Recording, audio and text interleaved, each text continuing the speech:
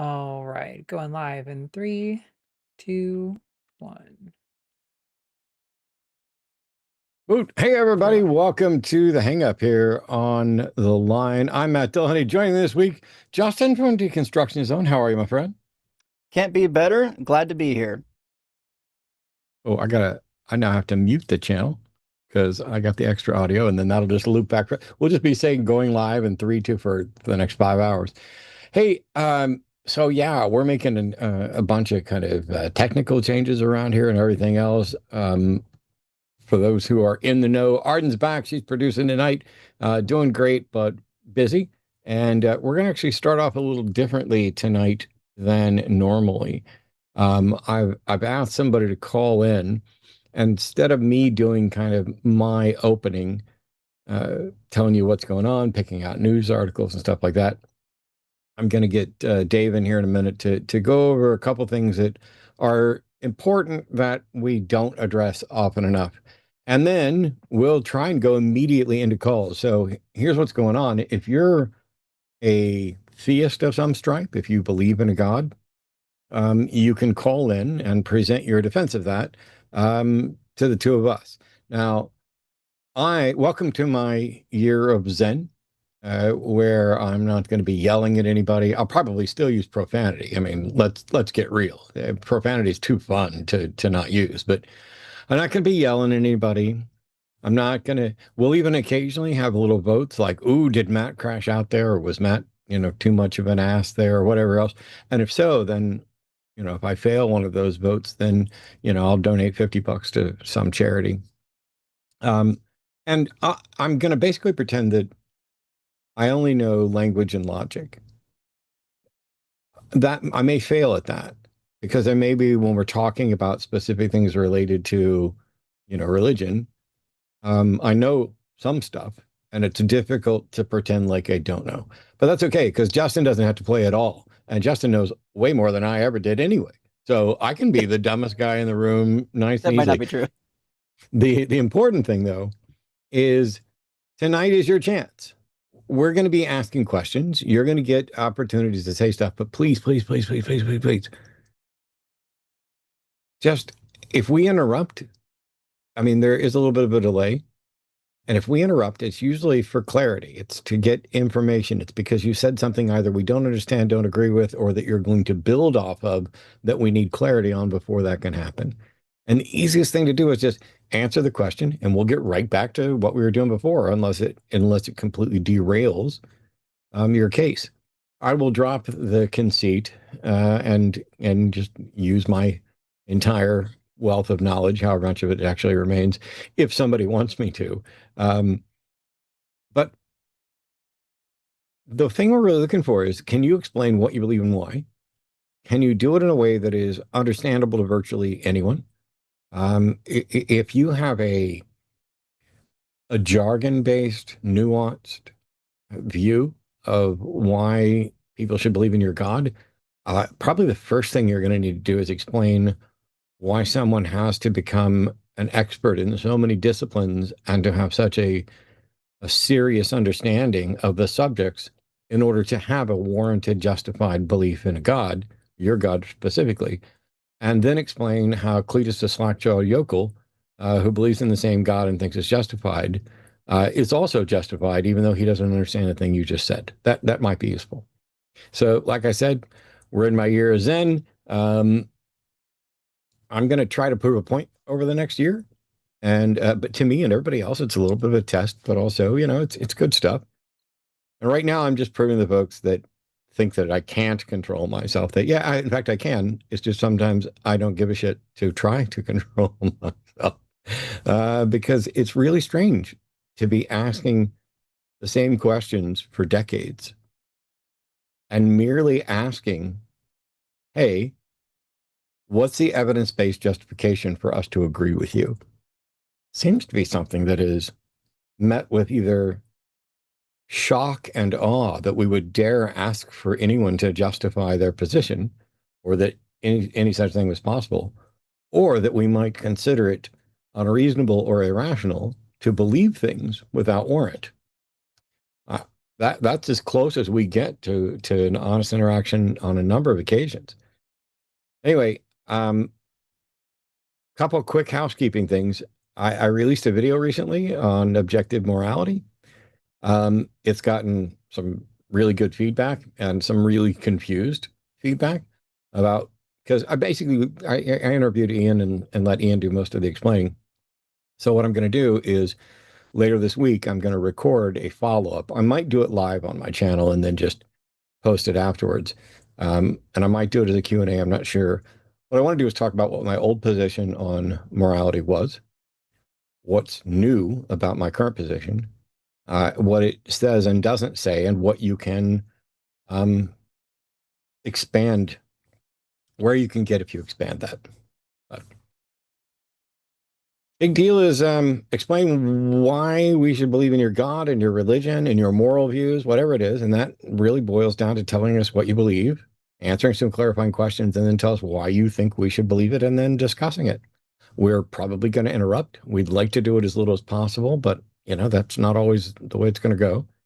Also, like I said last week, this is not a race. You'll get to say more, almost certainly, if you say it in manageable, conversational, addressable doses. If you try to do a Gish Gallop where you're forcing us to take notes and then we get 8 things, it's just going to be a mess. We kind of need to go one at a, just pretend like I'm dumber than you ever thought I could be. That's probably the best way to do it. Because if it requires a lengthy story or a lecture, that's probably not going to go too well. But before we get on to that, let me, whoops.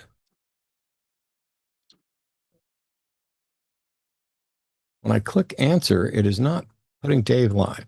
Or are you live, Dave? I don't see anyone in the host room. Okay. I'm logging into Call-in Studio right now, and I'll do it the old-fashioned way. So he's up now. Dave is a godless heathen, pronouns are him, calling in from San Diego. And Dave, I was listening. You were, calling into another show the other day to talk about veterans issues from the secular perspective. And I wanted to make sure, since I'm a veteran and I spend not nearly enough time addressing anything related to veterans issues, because there's so many other things broken, that I'd get somebody knowledgeable in. So Dave, take a couple minutes, let us know what's going on, and thank you a ton for agreeing to kind of give people an update and to let them know what they need to know and how they can help.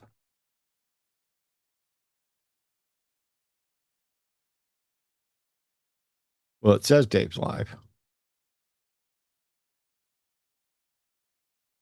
Oh, sorry, I had that line muted. Can you hear me now? Did that make a change? We should be good now. Yep, we can hear you Hello? now. Okay, I guess maybe it was my headphones or something. Because, no, it was on our end. Oh, it was on your end. Okay, then I will go back to my Bluetooth because I think they're better. How can you hear me? Not bad at all. Still good? Okay. Definitely better than the speakerphone, in my opinion. Alrighty then. Thank you for giving me a moment to speak to people, and I'm not going to lie, I'll be a little soapboxy in this. But I also wanted to tell you, Matt, that I have been following you since my early deconstruction, which pretty much covers the vast majority of your career, because I left the Mormon Church in the little bit after 2008. So nice. It's been a while. But yeah, you wanted me to come in and talk about veterans issues. And when you invited me, I first started just kind of like double checking my numbers and looking up legislation and court cases and making sure I had all my shit together to be live on this show. And then something happened to me on July 4th that completely changed what I wanted to talk about while I had you here and while I had your audience here.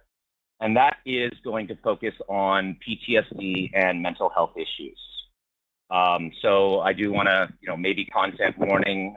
There may be some self-harm talk on this because those are part of the statistics. But on July 4th, I shared a post in a Facebook group called Veterans Supporting Veterans of all places, just talking a little bit about how fireworks can be a trigger for me and for other veterans. And the backlash that I got from other veterans in this post it just blew me away.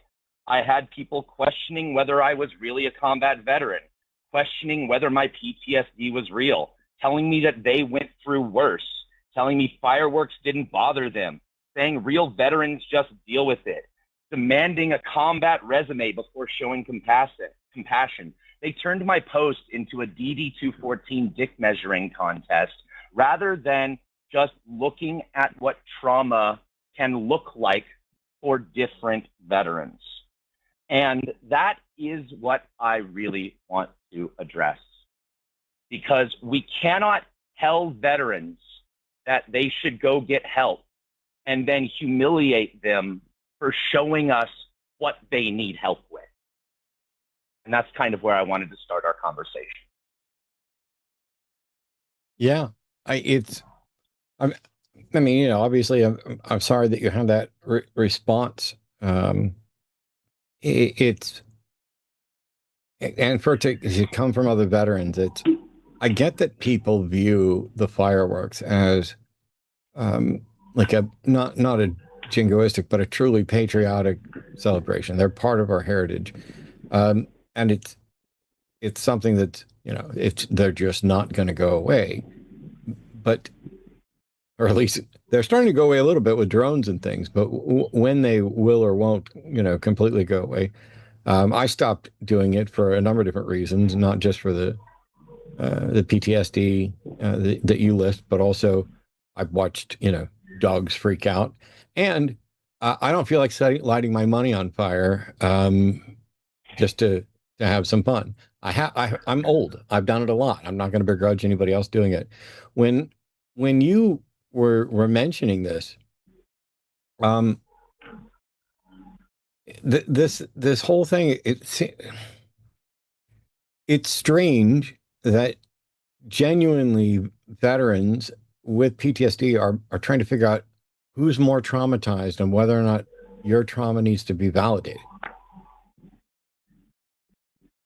Right. That's the stigma that, and unfortunately, it is part of the culture we were literally raised in as soldiers, as sailors, as airmen, as Marines.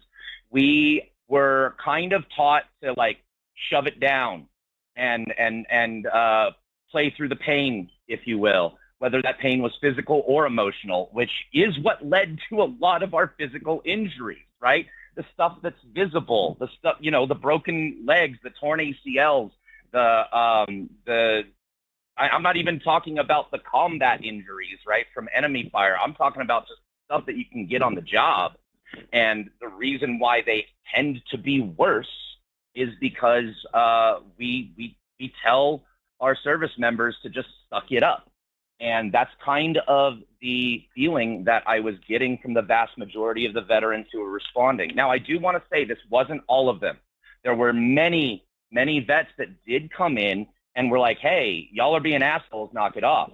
But I'm also guessing that there were even more vets or civilians who just saw all of that and didn't want to dive into the mess of it, whether Right. they agreed with me or not.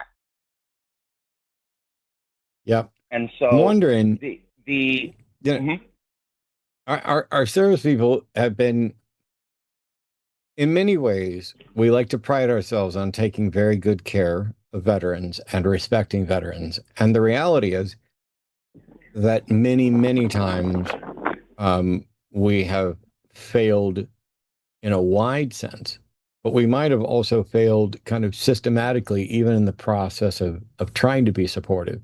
We don't do enough or treat enough to teach people about PTSD, amongst other issues.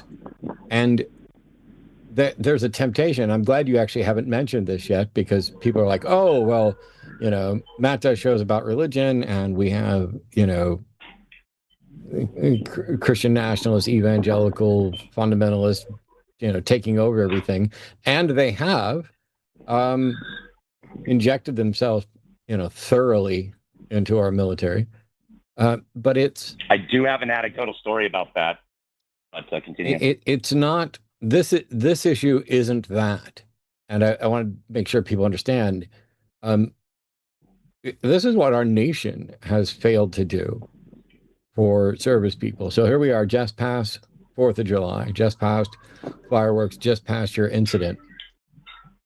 For people who don't know and are like, yeah, I get it. That's, you're not going to get people to stop doing fireworks, but you can get people to change their understanding of how they're going to impact people and what they can do about it. So, I guess what's the one thing you would want everybody listening to know, and what can they or can't they do to kind of help with this? Thank you, and that's a great way to bring this back around. So, like I said, at first, when I wanted to talk about numbers and legislation and like what you can vote for, but I realized that's not quite as actionable. Not even, as much as you do to help all these things and talk to people about how they, shouldn't vote for Trump or Republican or anything. That's a huge ask to get that kind of change. But we can change how we individually respond to trauma becoming visible, right? That's what is the real issue, because trauma is an injury that not just veterans experience, but a lot of them do, that is not visible on the surface until it gets triggered in some way, for the most part. And so, and usually once that trauma is being triggered, that's where we are in a crisis. But intervention has to begin before the crisis. You cannot intervene once the crisis is here, because that's when you're almost or damn near or always too late. Intervention has to begin beforehand. And so when somebody shows you what their trauma looks like, when somebody's trauma becomes visible to you, it is not up to you to tell them how to deal with that trauma. It is up to you as a human being to listen to that trauma and ask them how they can help you get through it, or help that person, get through it, because their trauma is not about you. I think that's my main message. And that goes for anybody, not just service members. That's for all trauma. If somebody shows you what their trauma looks like, don't tell them how to do it. Don't tell them how to trauma. Yep. Well, Dave, I want to thank you for calling in. We'll touch base again, especially when there's news related to, the sort of religious words that are religious ideas that are causing problems. I just want to remind people that not only do we support Recovering from Religion, but also the Psychotherapy Project, and getting our veterans access, our secular veterans access to the Psychotherapy Project is important. So all of you who continue to support the line and support Recovering from Religion and psychotherapy, you are doing stuff to help Dave and others get the sort of treatment they need, and to boost the signal for folks like Dave to say, hey, we've got to do more before the incidents occur for everyone, not just the people who are going to directly experience it, but the people in their periphery, the people who are going to be involved, and let them know, at some point, here's when and where you can act, and here's where you should stop and just be supportive and wait. But Dave, thanks so much for calling in. I appreciate you. Closing note. Yep. I'd like to add a closing note to that to back up what you just said before I disappear. So, and before I say this, I want to remind everybody that the 988 crisis line exists. 988 dial 1. If you're in crisis, please reach out for help. But on that note, approximately 17 and a half veterans end their lives every day. This is a statistical fact. And 61% of those that do did not have health coverage in the last year of their life. That's the last note I want people to think about. Well, I appreciate all the information. We'll touch base again, Dave. Thanks. Have a good night. You too. All right. So we are screening some calls. Oh, well, we had a Fiat caller, but well, nope. Now it's maybe back. But while we're screening that call, I want to get to atheist calls, but I got a couple quick things to address. And you know, that part of that is getting Justin involved in the show because Justin's doing 9 million. Anyway, somebody noticed. So somebody was like, "Did Matt dye his goatee?" And the answer is yes.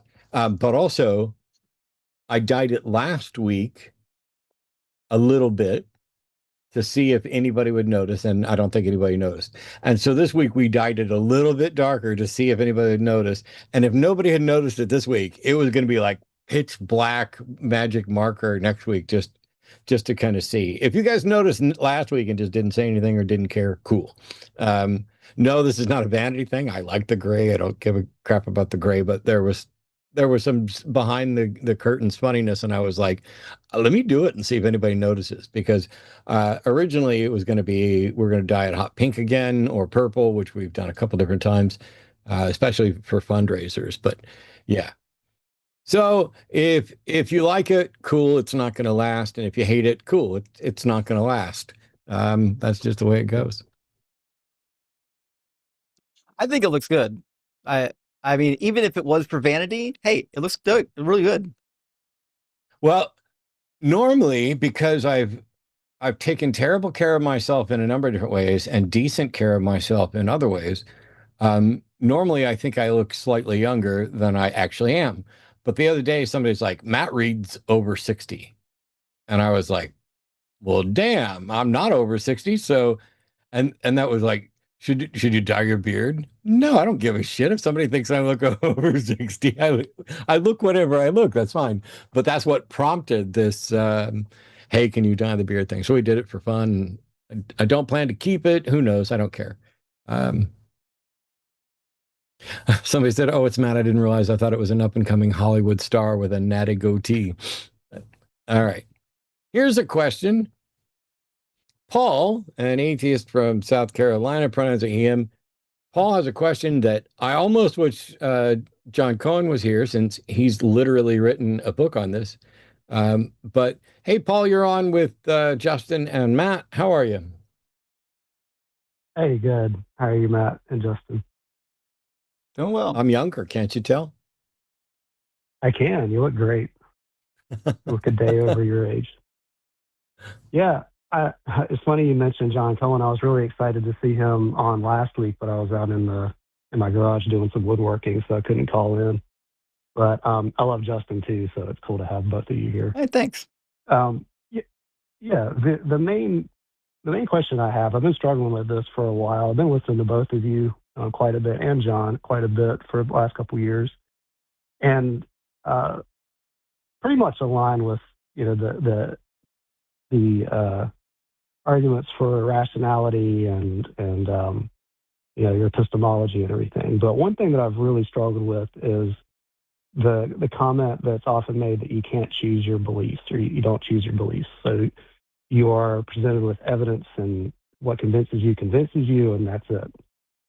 I have a hard time reconciling that with, I guess, either the behavior or maybe it's faith that believers have. Because in order to say that you don't choose your belief, I'd have to think that everyone who is a Christian is either convinced or is lying, and is not in a situation where they may be on the fence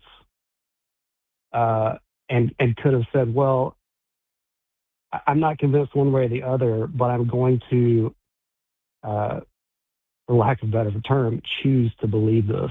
And I'll give an example that a lot of times that is given, like, I think I heard John one time say, if you can choose your beliefs, then choose to believe that the floor that you're standing on is lava, or your house You is got on it. fire.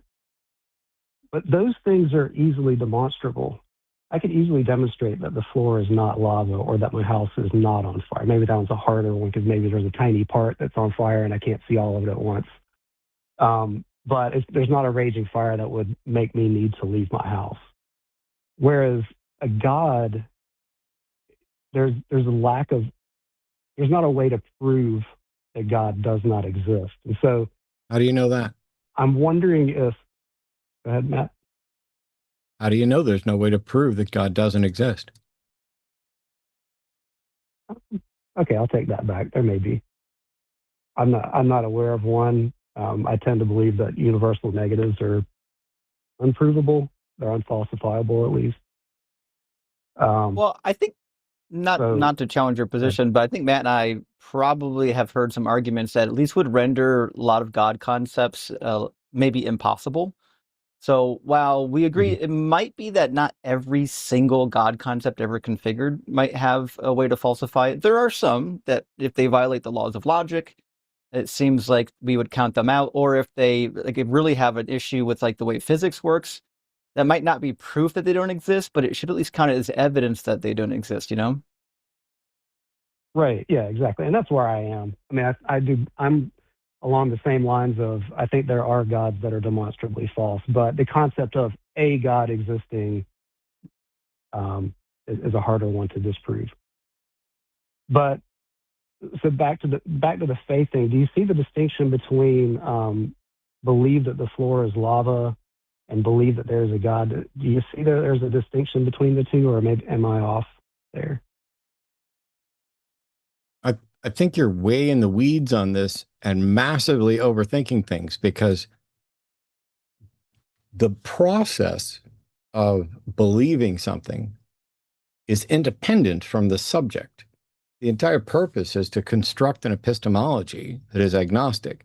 So for every proposition, the floor is lava, God exists, the process is the same. And that is, you begin not convinced that it is true, and then you become convinced that it's true.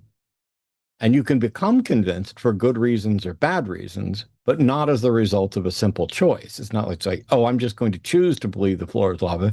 You can choose to act as if the floor is lava. You can't choose to believe that a God exists, but you can choose to act as if you believe that a God exists. And so when you say you have a hard time believing that everybody who says they believe in God is genuinely convinced or lying, what other option is there? You're either genuinely convinced or you're ingenuinely convinced. And to me, that's equivalent to what you meant by lying. I guess that's where faith comes in. Is there a third thing? Is it? No, there's no third thing. You either believe or you don't believe. There's no third option. Faith. Matter of fact, I when you were like, oh, can you choose your faith? I was like, I need you to define faith, because I don't necessarily know what you mean by faith in the context you're talking about. But because there's a faith, like, oh, my faith is Protestant. But that's not what we mean in epistemology by faith. In epistemology, faith is the excuse people give for believing things without a good reason. And so either you are convinced for good reasons, convinced for bad reasons, or you are unconvinced. What other option could there be? Well, what if we go with the Hebrews 11:1 definition? So now faith is the assurance of things hoped for, the conviction of things not seen.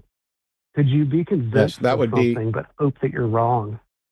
That's not what that means. That doesn't say I'm convinced, but I hope that I'm wrong. That says faith is the evidence. And so that is a statement that the justification for believing it is faith, whatever that actually means, because it doesn't say, it's not like it's like, oh, it's not faith in the evidence. It's faith is the evidence. Unless, am I wrong about Hebrews 11:1, Justin? I don't do the Hebrew. It's a little complicated, because in Hebrews 11:1 it uses one of our favorite words, hypostasis. You might know this word from the Trinity. And so it's not entirely always clear how that word is going to be taken. Sometimes it'll say evidence, sometimes it'll say assurance. But it could actually, the word can be used to talk about like something you would have in a deal. Like you might give somebody a piece of money or a piece of clothing as a guarantee for the deal that you're making, right? So it's not entirely clear how the author was intending to use this particular word, which is why all the translations are different. So my reading of it is that faith would be that thing that God has given you as the assurance that the thing that you believe is legitimate. So they're treating faith as like the guarantor. Yeah. I was trying to stick to just epistemology because, I mean, I think let's see if we can do it this way, Paul. You're either convinced that something is true or you are not convinced, and those are the only two options, right? I think so. But it has to be the case. One is a direct logical negation of the other. A and not A. A is convinced, not A is not convinced. A and not A are exhaustive and mutually exclusive, which means that whatever the proposition is, you are either convinced or you are not convinced. There is no other option. That's just logic. Yeah, I guess the only way I could say is there a transition between the two where you're becoming convinced? This isn't a timing thing. Right, with respect to a proposition, you are either convinced or not convinced. That's a direct logical negation. There can be. It is logically impossible for there to be another option. So let's say that I'll grant that. I really wish you'd logical. just. Yes. There are only two states: convinced or not convinced. Okay, I agree with you. if you're convinced, So you can be convinced for good reason, or not convinced for good reason, right? yes. Okay. If you're convinced for good reason, cool. If you're convinced for non-good reasons, that's the problem. So what I was saying is someone's either convinced with or without good reason, or they are not convinced. And they might be not convinced because they've misapplied the burden of proof, but I think the burden of proof is on the claim, the proposition that we're evaluating. So for me, right, not for me, for proposition, some God exists, that proposition is absolutely either true or not true. There is no other option. And if you think it's true, you can think it's true for good reasons or bad reasons. And if you don't think it's true, you don't have to have any reasons. And if you think it's not true, you can have good reasons or bad reasons for that. But at no point is there I'm just going to decide to believe that it's true. You become convinced. It's like love. You can't choose to love someone. You either love them, you either experience that or you don't. You can choose to act as if you love, but you either love them or you don't. So I want to get back to I agree with that. Maybe the definition of faith that I have is faulty then, because I deconstructed at age 20. And in my teenage years specifically, I remember, I would say I was probably in a situation where I was not convinced, but I had faith. I don't know what that means. There was enough doubt there that I wasn't sure or even confident that there was a God. But I had faith. I hoped that I was wrong about it. And that was what I would have called faith. Paul, it might be helpful to maybe touch on maybe some definitions. So like I remember going through similar phases that you were describing, and I think Matt did too. I think there's a difference between believing something and then acting like you believe something, right? So for example, there's definitely a time where I could tell in my brain I didn't believe the stuff anymore, right? I knew there was some stuff I might have believed and there's some stuff I didn't believe, but I chose to stay in the faith and to do the things, even though I knew in my head I was kind of acting. You see what I'm saying? So I don't know if I would call that having faith. I think I would call that the desire for something to be true. There's probably a word for it. But when we talk about having faith, I'm taking this the way Matt and somebody else would, which is necessarily you can't have faith unless you actually are convinced that it's true, because the faith, at least typically in the way we use it, is only applicable to things that you actually do believe are true. It's more difficult in Hebrew. In Hebrew, we have a sense that faith is more like the act of, aligning with your beliefs. But in the New Testament, faith quite often is just referred to as like a state of belief, right? So if you have the state of belief, you would say, and you're convicted that it's true, you would say that you have faith. If you're not convicted that it's absolutely true, you might say, I don't know, I'm doubting or I don't believe, but I still pretend like it's true. But I think those would not count as, they wouldn't fall under the word faith. Does that help? Yeah, maybe what I'm struggling with is just a missing word in the English language to describe this state. But I think right. I spent but time it might in also, it. There's probably a lot of people who spend time in it, which is I'm acting as if I would say that believe state in should the be called hope that I will confusion. eventually believe. Sure, but I feel like it's a little more specific than that. Get me confused about a lot of things. I don't think it is. This one is I don't think more it is. I think confusion's exactly what it is, because it's a demonstrable fact. Let's just imagine God G. That God either exists or does not exist, and those are the only options. That is a logical fact. right. If that God doesn't exist, we'll just set that aside, because it doesn't exist. So if that God is detectable, that God, if it exists, is either detectable or it's not. Those are also direct logical negations. And so those are, once again, the only options. If a God exists, it is either detectable or it is not. A God that is not detectable is logically indistinguishable from the God that doesn't exist. So we can move all of those over. So the only God we can have any sort of useful conversation about is a God that is detectable. Either someone believes, for good reason, that they have in fact detected a God, or they do not believe for good reason that they've detected a God. The only time in which I would think that we should believe that a God exists, be convinced that the proposition is most likely true, is if someone can demonstrate that they have in fact detected with a God with good evidence. Now, what you seem to be describing is, I don't know if there's a God or not, but everybody around me believes it, and I used to believe it. I used to be really convinced, and I found some good reasons why maybe I shouldn't have been convinced for that. So now I'm not completely sure what I believe, but I kind of think that I'm just going to exercise faith. But that's not how epistemology works. That's how lying to yourself works. That is literally a state of confusion.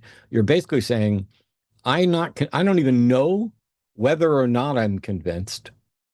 I don't know how to address it. I don't know how to explore it, investigate it, but I'm just going to act like I'm convinced and hope, just as Blaise Pascal suggested, that I become convinced. And that is still not that is not choosing a belief in a simple sense. That is intentional self-deception over a period of time, to act in accordance with a particular view. Yeah, I think what might be bringing this to a head for me is hearing, for lack of a better term, your testimony, Justin's testimony. I finished Promise's book recently, which is fantastic. Her testimony of there being a time in your life where you could genuinely point to, I believed this. I was convinced by this.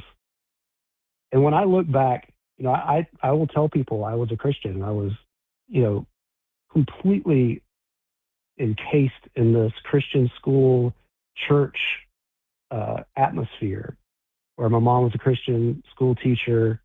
And so I was in church 3 times a week, played in the orchestra. I was like really, really into it.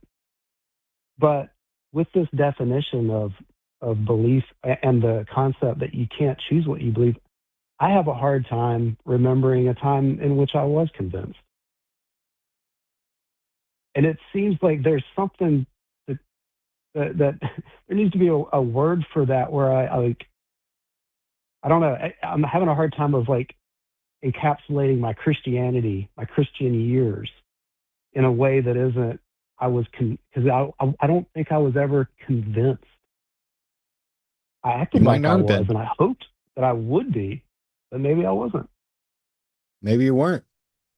I know for a fact that there was a period of time where I was convinced, and then I know there was a period of time where I was no longer convinced, but would try my best to act as if I was convinced, out of humility, fear, whatever. It didn't last particularly long.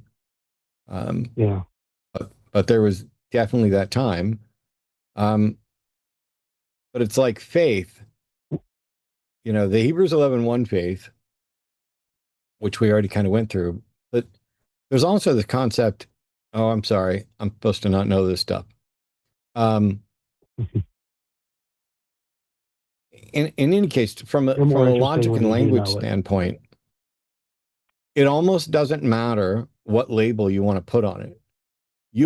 Everyone is either actually convinced that an actual God exists, or they are not convinced. And those are the only two options.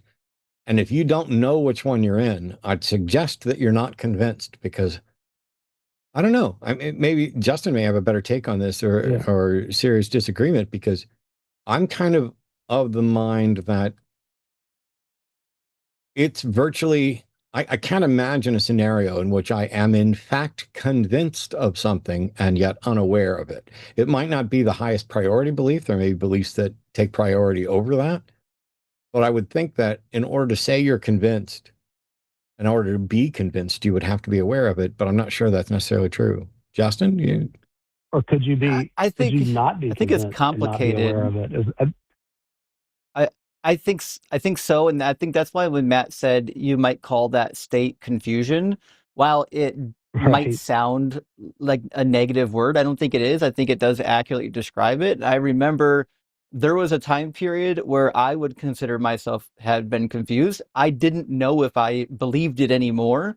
And it took, I remember the minute I realized that I didn't believe it anymore, and I've told the story on my own channel, so I won't do it again, but there was a moment where I went from, okay, I might not believe this, to, oh, I absolutely don't believe this, right? Yeah. But so there's kind of an in-between phase, and we would just probably call that confused. There's sometimes you just don't know, and you're sorting it out, and that's okay. And some people don't have that. I have a very good friend, Chet, we grew up together. He does some streaming. He went to school, to study the Hebrew Bible, and he went from belief to not belief, like in an instant. Like there was no in between for him, right? So, everyone's gonna be a little bit different. Yeah. Mine was a long time. I think confused processing. Confused is a great term for what I experienced during my entire Christian life. There was definitely a time where I realized I was not convinced, but I was definitely, when I was a Christian, I was confused for sure. It was there was a lot of conflict in my own head until I finally acknowledged that I wasn't convinced. And since I only know logic and language, Justin, does the Bible say anything about God and confusion? It does say that God is not the author of confusion. The problem is, in 2 Corinthians 4:4, it says that he blinds the eyes of the people so that they can't believe, which to me sounds like authoring confusion. But, maybe I'm confused. Maybe I don't know any better. Maybe it meant literally authoring. Like, God is the source of confusion, but he never actually writes it down. He confuses other people and inspires them to write it down. It's always semantics. Now I'm confused. There you go. That's very confusing. It's because God knew English really well. Yeah. Imagine if there was one language that we all understood that he could have wrote the Bible in. It seems like that would have been a good idea. It seems like that might have actually been a thing that he poo-pooed on in Genesis 11. Yeah. Yeah, that would have been handy. Also, if we're all going to speak some sort of heavenly language at some point in the future, why not just, speed us up and get us there now? Paul, I'm gonna let you go. We Yeah. got some callers calling in, including theists, and we'll see if, and maybe they have thoughts about where they are within their confidence and belief. Oh, I would love to hear that. I'm going to stick around and hang. And I really appreciate taking the call and letting me work through these things because it really helped. So I really appreciate it. Thank you. Absolutely. Thanks, Paul. If you're someone who is currently working through your way out of your religious beliefs or trying to, affirm them or whatever else, I highly recommend reaching out to recoveringfromreligion.org. It's an organization we're very proud to work with here. They are not going to try to turn you into an atheist, a free thinker, anything. They're going to talk to you. And one of the nice things is that Recovering from Religion also works along with the Secular Therapy Project, because while you have every right to go talk to your minister if you want to, in most cases, your minister, your pastor, your priest, your imam, anything, they're not trained in scientific psychology, mental health work. And so if you're worried that they're just going to present you with, hey, you need to get right with God, that's what's wrong with you, and you've tried that and it's not worked, I'd recommend the Secular Therapy Project, because none of them are going to try to talk you out of your religion, and none of them are going to pretend like religion is necessarily the solution. But a good counselor will recognize that if your religion has value to you, it's probably best not to poo-poo you. They're not here to have an argument with you or convince you that your God isn't real or whatever else. That's what I do. I destroy gods with my tongue and my brain. It's fun. But we'll see. Hopefully, one of these days I might be convinced of something. Douglas is a theist from somewhere in the U.S. Pronouns are he, him. He believes there's a provable formula for successfully answering prayers 100% of the time. All right. Hey, Douglas, you're on with Justin and Matt. What do you count as a successful answer to prayer? Okay, that's a fair question. Justin already knows me. Just a heads up, I talked to Douglas like 2 days ago. So Matt, I want you to experience the joy of this conversation. Okay. Right on. I've worked out a few kinks in the equation. There's still going to be a huge bug that literally I don't think atheism can get over the bug. So I'm sorry. It's purely a theistic bug. Hey, Douglas? Yes. My epistemology has nothing to do with atheism. So atheism can't be a stumbling block for my epistemology, because it's a conclusion about, in this case, what should the default position be on God claims. So my epistemology isn't atheism. And so the question I ask is, okay, I'll retract that statement then. I put the question over the top of my head so you could see it, because I kind of need to start there unless you give me a compelling reason to start somewhere else. What counts as a successful answer to prayer? How can I tell that a prayer has successfully been answered? Okay, perfect. I would like to make an assertion real quick before I answer that question. It'll be very quick. I am a believer by preference because of semantics. I believe that the term God is the best way to describe what my system is. Yeah, I don't see how that answers my question. Yeah, it's a preference because it's just a matter of the term. If you use the term God, I think God is a better term to be used. So, and then also, this is for the trolls in the comment because they were harassing me a little bit. But I really need you to answer the question. Care what they believe. Okay. I don't care what they believe. I swear to maintain my zen, I will mute you faster than you can imagine. I don't need you to address people in chat. You need you to address people in previous chats. I need you to answer the question I asked you. Okay, fair.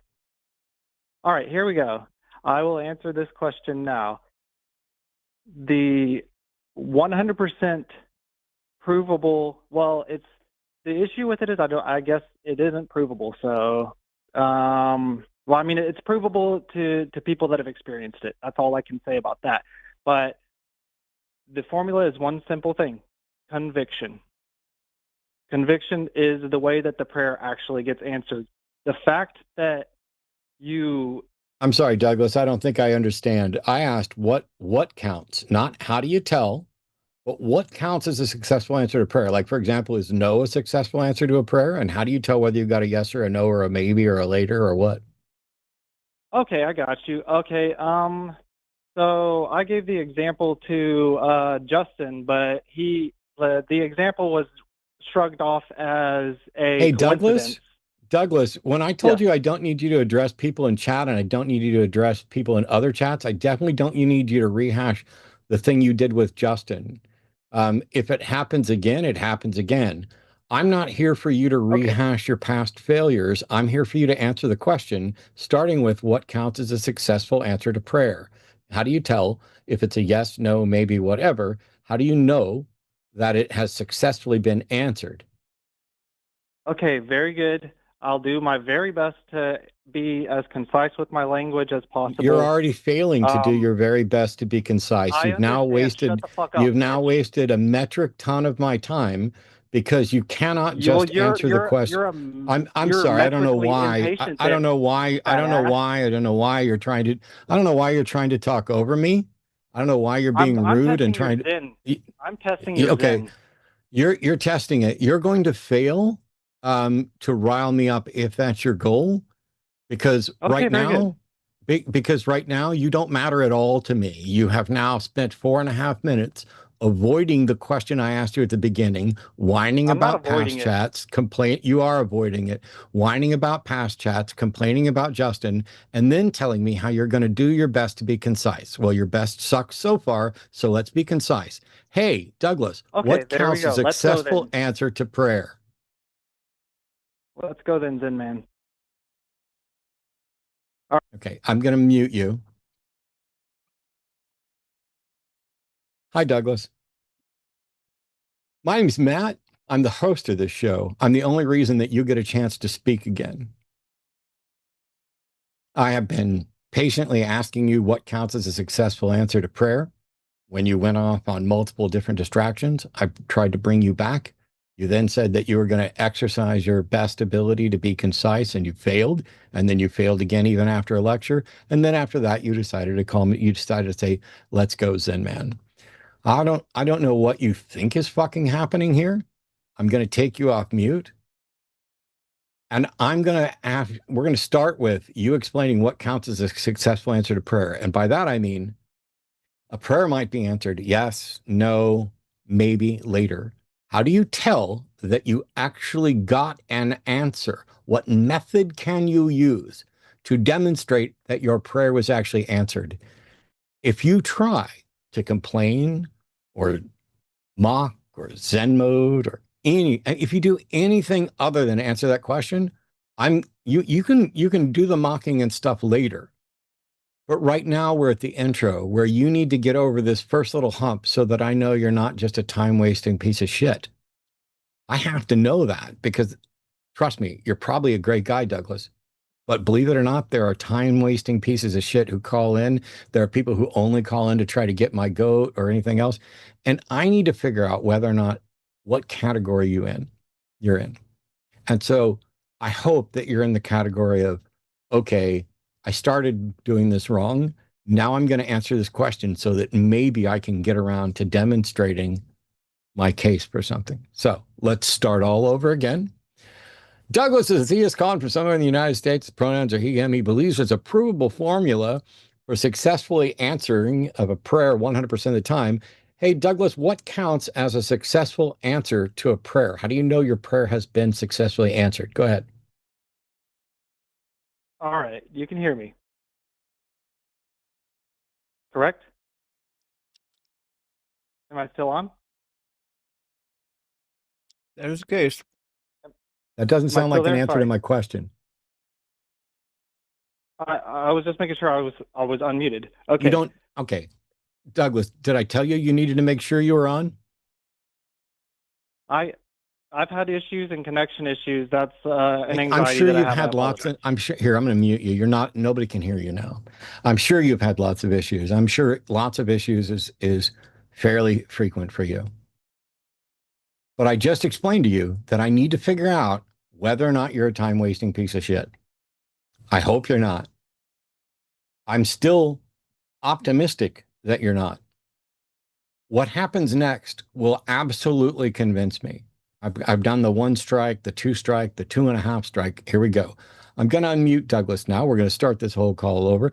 Douglas is a theist. He's on the line right now. Pronouns are he, him. Somewhere in the United States, he believes there's a formula, that there's a provable formula for successfully answering a prayer 100% of the time.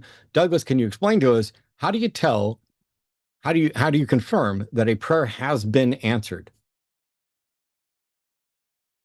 All right. Straight to the point. My personal confirmation is there was a situation that I had a year ago regarding the ability to pay my rent. I prayed that I could do it with conviction behind my prayer that it would be done. I did not have enough money to pay my rent. I did not have the funds.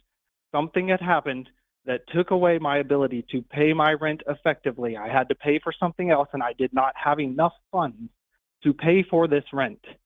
And I didn't have much time to gather resources. I did have an ability to gather resources from my family, but I decided against doing that. And this is where my prayer comes in. I prayed that I could handle it personally myself without intermission from anyone else. And on the day that rent was due, my check came in. I did not have enough money because all the bills were already being siphoned out of my check. But something happened that is a coincidence. You will call it a coincidence. It's not proof. I can't say it's proof. It's just proof to me. But I got some sort of strange special bonus. It was not explained to me. This is a what do you call it? A testimony. So it's not evidence, whatever, I don't care, but it's evidence to me because it actually happened to me. But something happened where I got a bonus on my check, some weird ass fucking bonus from my company. They were like, this fucking, I can't even remember what it was a year ago, but they were like, this fucking thing gives you this much fucking money.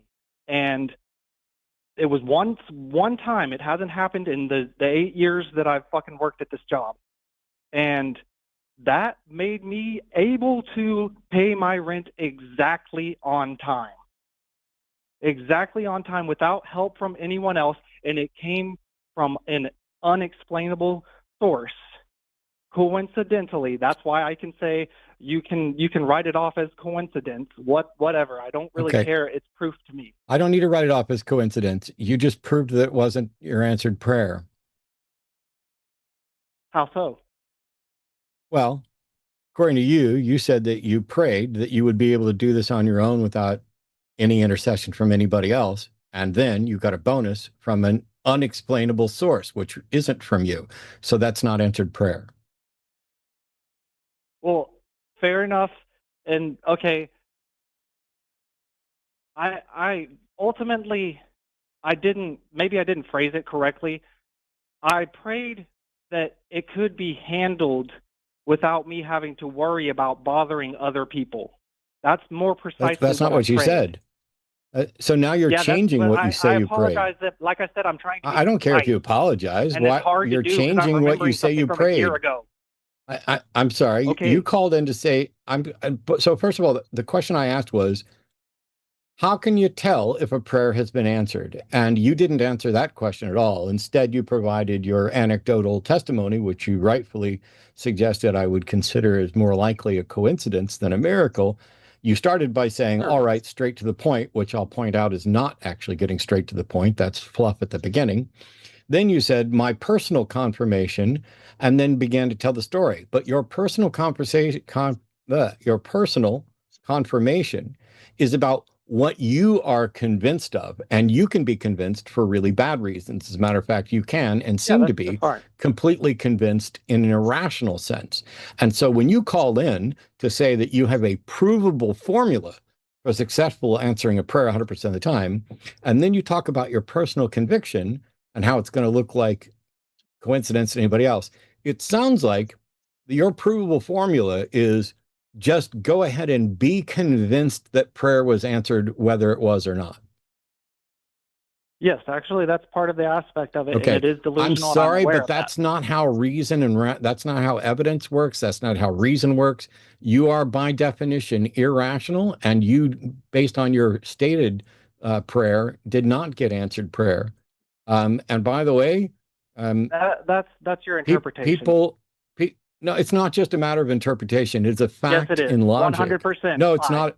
It's not a matter of interpretation. You don't understand the basics of logic.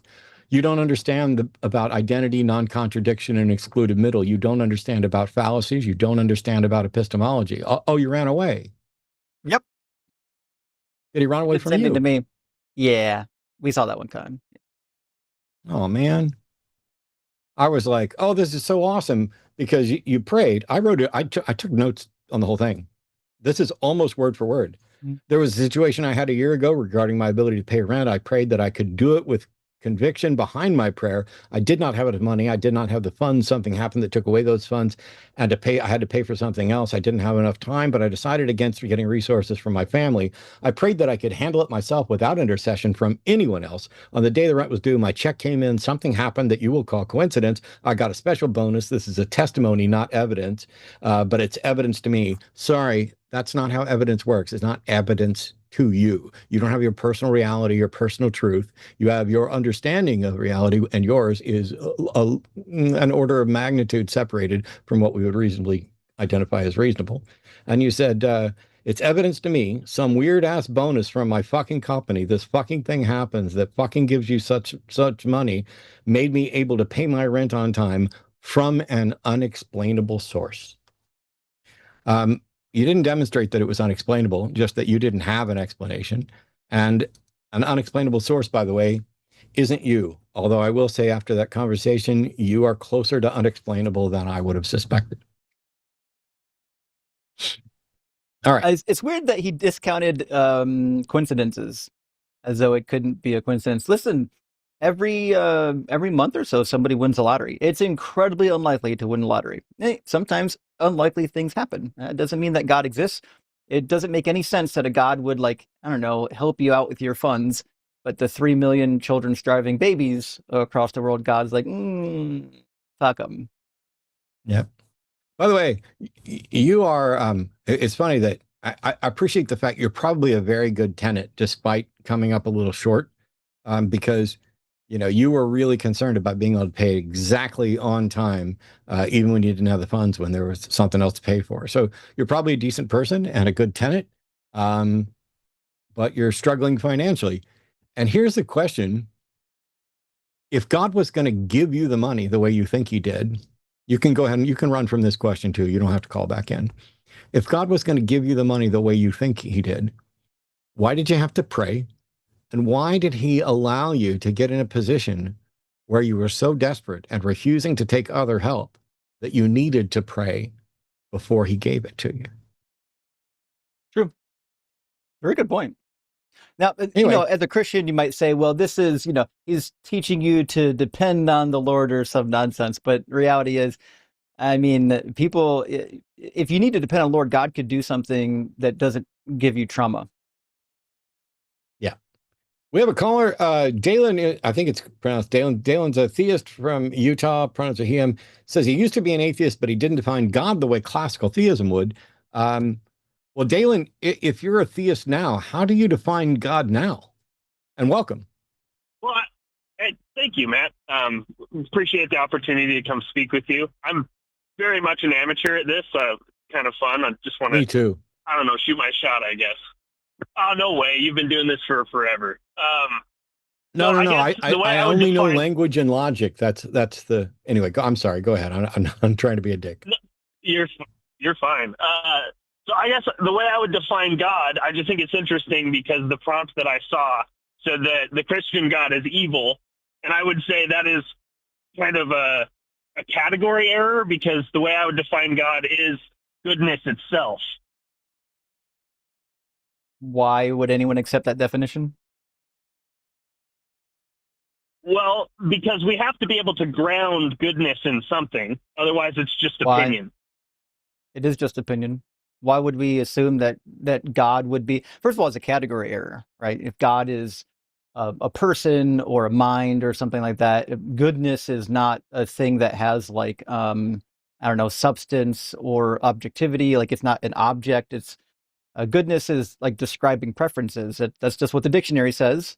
And so I don't have a really good reason to believe that goodness even needs grounded. Goodness is an opinion. Well, so I would say God is not less than personal, but he is personal. And so that means that, like, it's not necessarily a contradiction to say that God is the ground of goodness. It is the thing that we call goodness. It's not reducing God to say that. What was the word you used? You said God was, sorry, can you repeat the first part of that? And well, I think what I'm saying is I that lost the key word. When we say something like God is goodness, I think we're creating category errors. First of all, God doesn't have parts and he doesn't really have substance. And it's weird to say that he is goodness as though either of those two things have substance in your worldview. Goodness, as far as we can tell, is preference. It's when something is desirable, when something is preferable, and it's highly subjective. And so when we say, well, God is goodness, why would we think that? Why would we conclude that there's some sort of transcendental category called goodness and that it needs grounded? Well, because we live and behave as though goodness is something that we should objectively aim for. So it should have an objective standard. Well, we do that because we evolved to survive, right? So in order to survive, like we have to be able to determine what are the things that help us to survive, right? So for example, it's good for me to not get stabbed when I go out in public. It's good for me to stay alive, to like get food that doesn't poison me, right? So these are things that are preferable, and by preferable we mean towards the human preference. And typically human preference and, all animal preference is to survive. That's why we survived the evolutionary process and others didn't, right? So if we're going to treat goodness as though it's a transcendental category or like a platonic form of some nature, like I would need a really, really good piece of evidence or argument to think that goodness itself has some sort of transcendental nature to it and that it would need grounded in something transcendental itself, or that it would have some sort of equivalency with divinity. Well, you said goodness, you would need good evidence. Good by what standard? By your own? That's what, it's subjective. Like good evidence is good to me personally. There's evidence that I would consider good, and there's probably evidence that you would consider good, and that might not line up all the time. Well, right. But like, if we say that there is a standard by which we would say is good, then we're at the mercy of each individual person deciding what that would be. And it all just reduces to preference. Like, why should I privilege your preference over my preference? No, it's not. Because I can demonstrate that mine is superior. But however, so for example, I've recently changed my view so that I actually advocate for objective moral foundation, I suppose. So, Matt, do you mind asking might ask me real quick, which, because I saw your video and I'm very familiar with Ian's position. Did you take the position of moral realism through some sort of platonic sense, or is it just that you're grounding it in logic? I'm not even calling it moral realism. I'm saying that as a matter of necessity, in order for any moral system to exist, one must have the freedom to conceive and apply that moral system. Anything else is useless. It's functionally identical to my old position that if we defined well-being, there are people who don't care about well-being. But if you do care about well-being, you can then make non-subjective assessments of the consequences of your actions with respect to the goal of well-being.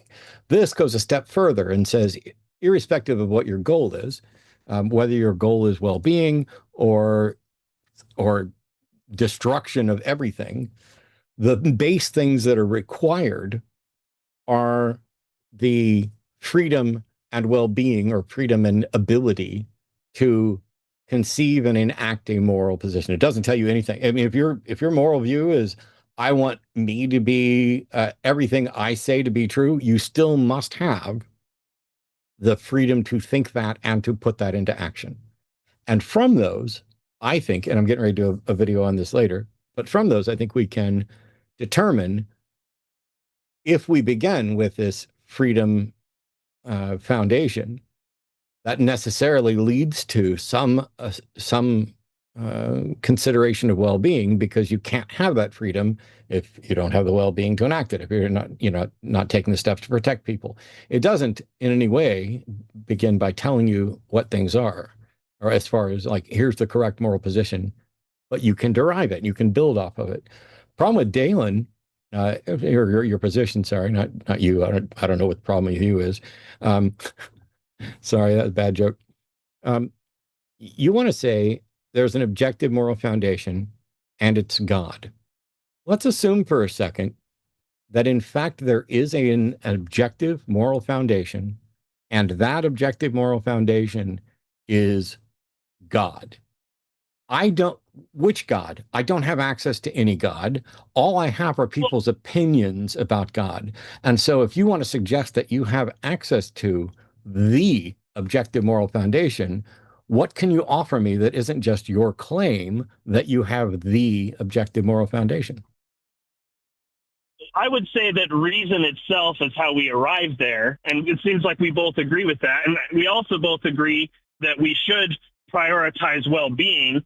The question is, how do we tell somebody who doesn't agree with that they ought to participate in, pursuing those moral ends? If we don't tell them that they ought to do it, then it isn't an objective moral standard. It's our own opinion. And the only real reason that they should is because we'll oppose them through, force or something if they don't. Okay.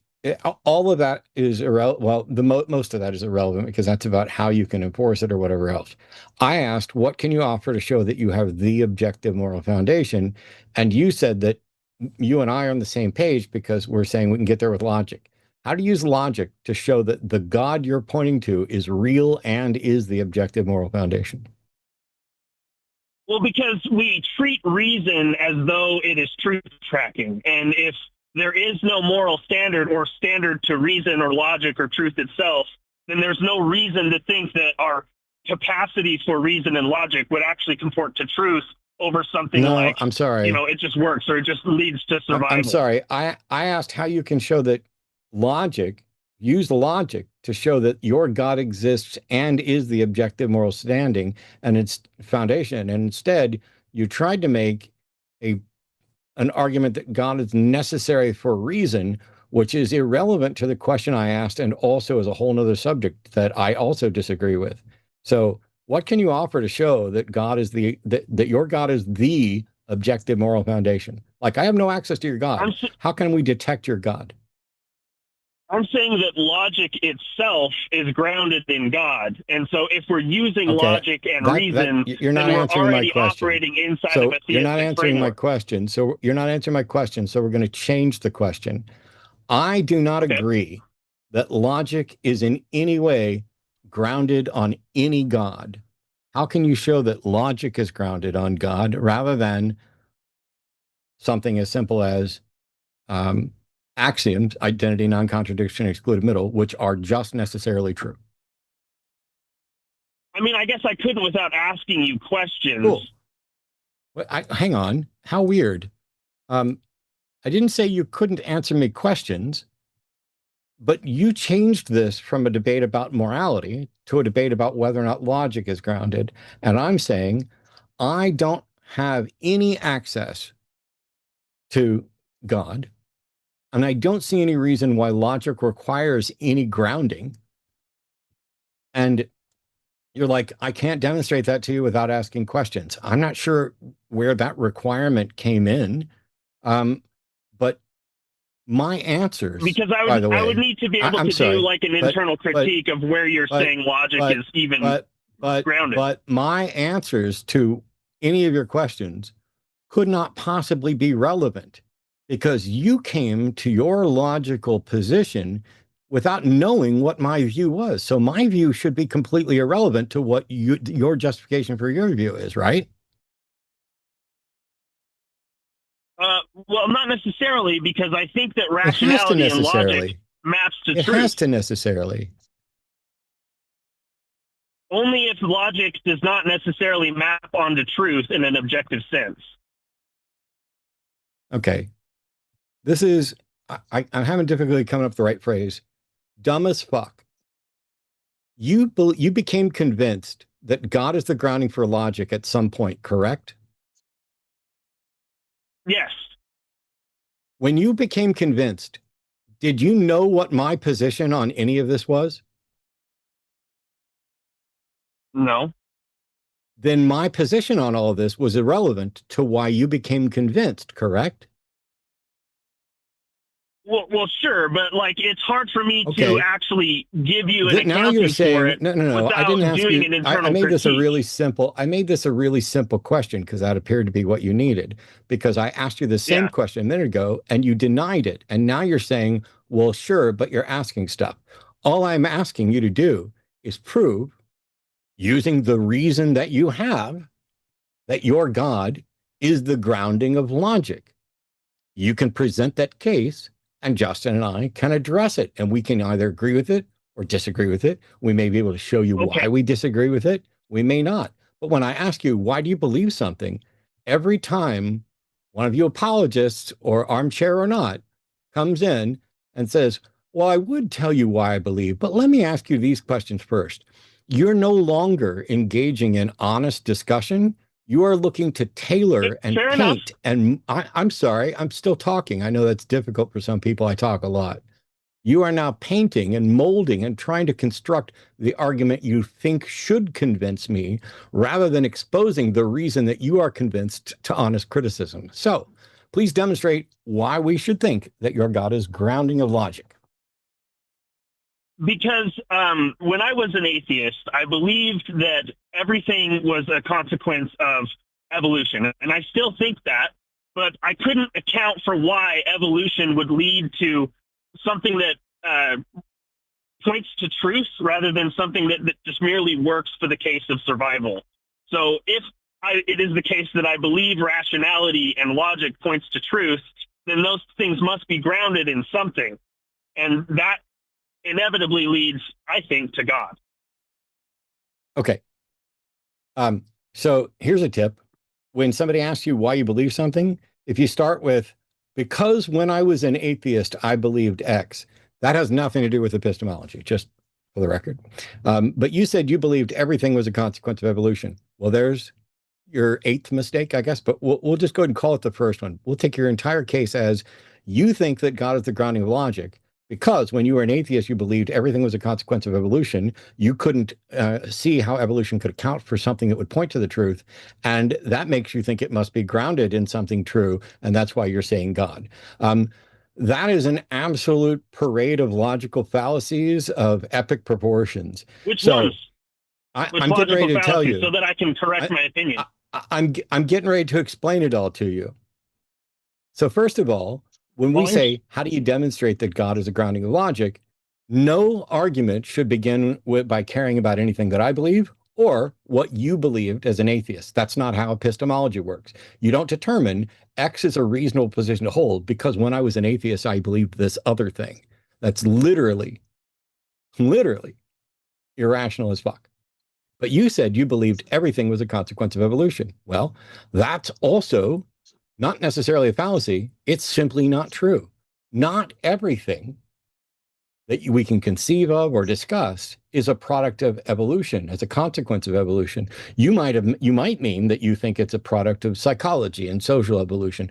You might mean that it's a product of biology and genetics in some sense. You're engaging in equivocation fallacies on consequence and evolution. But you said that you could not see how evolution could account for something that points to truth. Well, I'm sorry, but that's also a fallacy because your inability to see how something might point to reliably produce something that points to truth does not mean that it does not in fact do that. Your inability to grasp something does not mean that you are the rational one and therefore you are justified in rushing off to some supernatural causation. That is also a fallacy. However, there are very good reasons to think that evolution might favor cognitive abilities that are accurate. And that is because if I need to pass on my seed to my offspring, not string, and I'm crossing busy streets on a regular basis, if my brain isn't able to tell whether or not it's true that a bus is crossing in front of me, it's going to be problematic for me to pass on my seed. The same thing is true if there's a bushes rustling over here. There's type 1 and type 2 errors, false positives and false negatives. If in fact I think there's something in the bush and my natural instinct is to rush off, my natural instinct is not necessarily favoring truth, but that will be passed on. That type of error will be passed on because it saves me. If there is something in the bushes and I make the mistake of thinking there's not, that will be weeded out. So by weeding out the obviously false, I'm sorry, I'm still talking. I know it's difficult. By weeding out the obviously false belief, we have already filtered the option of solutions that get to survive down to more true than the full set, right? Well, in some cases, but it's also true that a lie could also give me the ability to pass on my seed, right?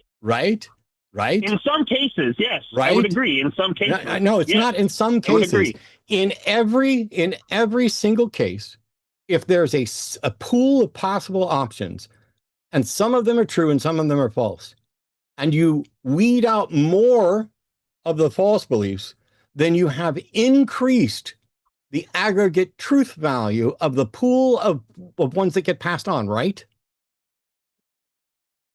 Yes. Yes.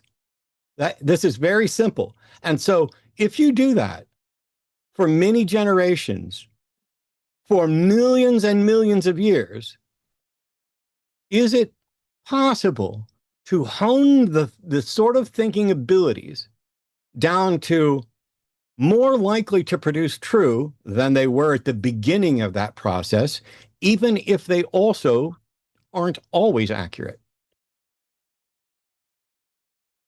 I don't think that follows, because it's also the case that a lie could also it not improve only your follows, ability to you reproduce, already agreed correct? to it. It not only follows, Well, you already agreed. It not only think, follows, you already agreed to it. When you acknowledge that if you take the pool of potential answers and you weed out more of the false ones than true ones, then the pool of thought processes that can be passed on already more truthful.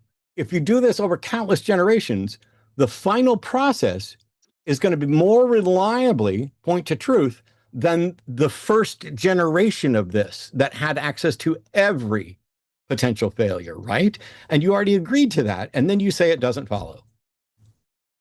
I didn't say it doesn't follow. I said that you literally. Well, I agree, because okay, are you just trying to bust my zen? Are you just straight up literally? No, I bet I could rewind. I bet I could rewind, because I'm going to bet you said word for word that you think that doesn't follow. Well, if I did or didn't, I was a misspeak on my part, because I agree. Okay, we'll try to stop misspeaking when you're you're actually debating. Sure, I will. This is my first time, so I appreciate you giving me the opportunity, because I really am just trying to get some practice. But okay. If I may, what I'm trying to point to is that it's not the case that in every situation we solve for what is true, because a lie could also increase my ability to reproduce. That's not what I said. That's not what I said. Are you going to address what's actually been said, or are you just going to sit there and flounder and come up with excuses so that you can keep pretending the bullshit you believe without good reason, instead of actually presenting good reasons? I presented, but you didn't give me the case that would absolutely prove that we always in every case can track truth. I'm sorry. You made an argument that was rooted in a number of different logical fallacies, where your reason for thinking that God is the grounding of logic, first of all, you haven't demonstrated that God is possible or why God should be considered a candidate explanation for logic. Your argument is that God should be considered the grounding of logic because Dillahunty can't figure out how evolution could hone things like a brain to reliably care about what's true. And then when shown a path that demonstrably leads to more accurate models of reality than less accurate models of reality, you decide to dismiss all of that say it doesn't follow, then backtrack on that, and then suggest, oh, well, you haven't shown that it works 100% of the time in every circumstance. That was not my goal. That was not required. That's not necessarily possible. And it's not relevant to your fallacious argument, which I've already debunked.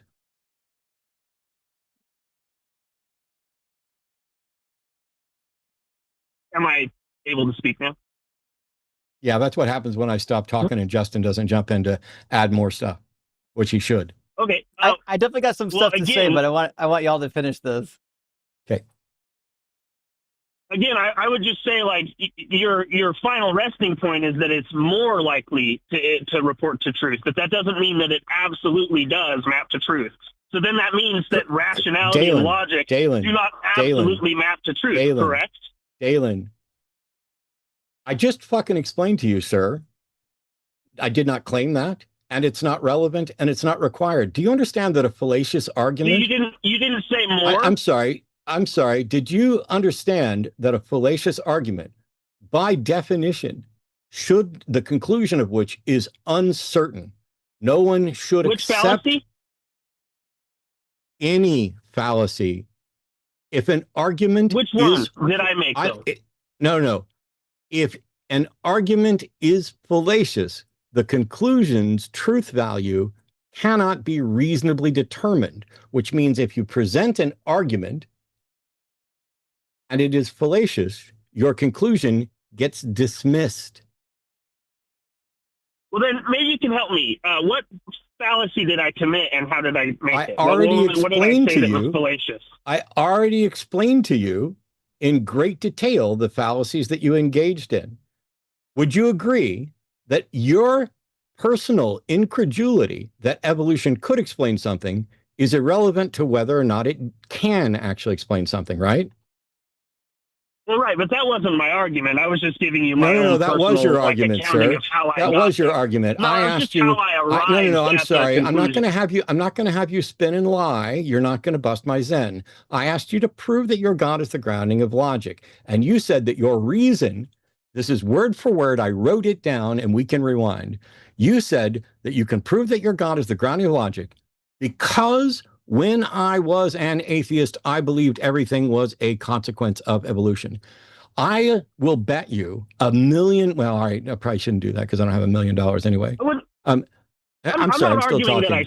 I'm sorry, I'm still talking. I'm sorry, I'm still talking, and it's because you completely fail every time. I just think we can move past just that listen. Point, if you just listen instead of waiting for your turn to spew the next load of bullshit, you would understand. Because what's happening here is that you presented an argument, and now you're saying that's not your argument. So I'm going to, right now is when I would normally say, okay, we're going to hang up, but I'm not.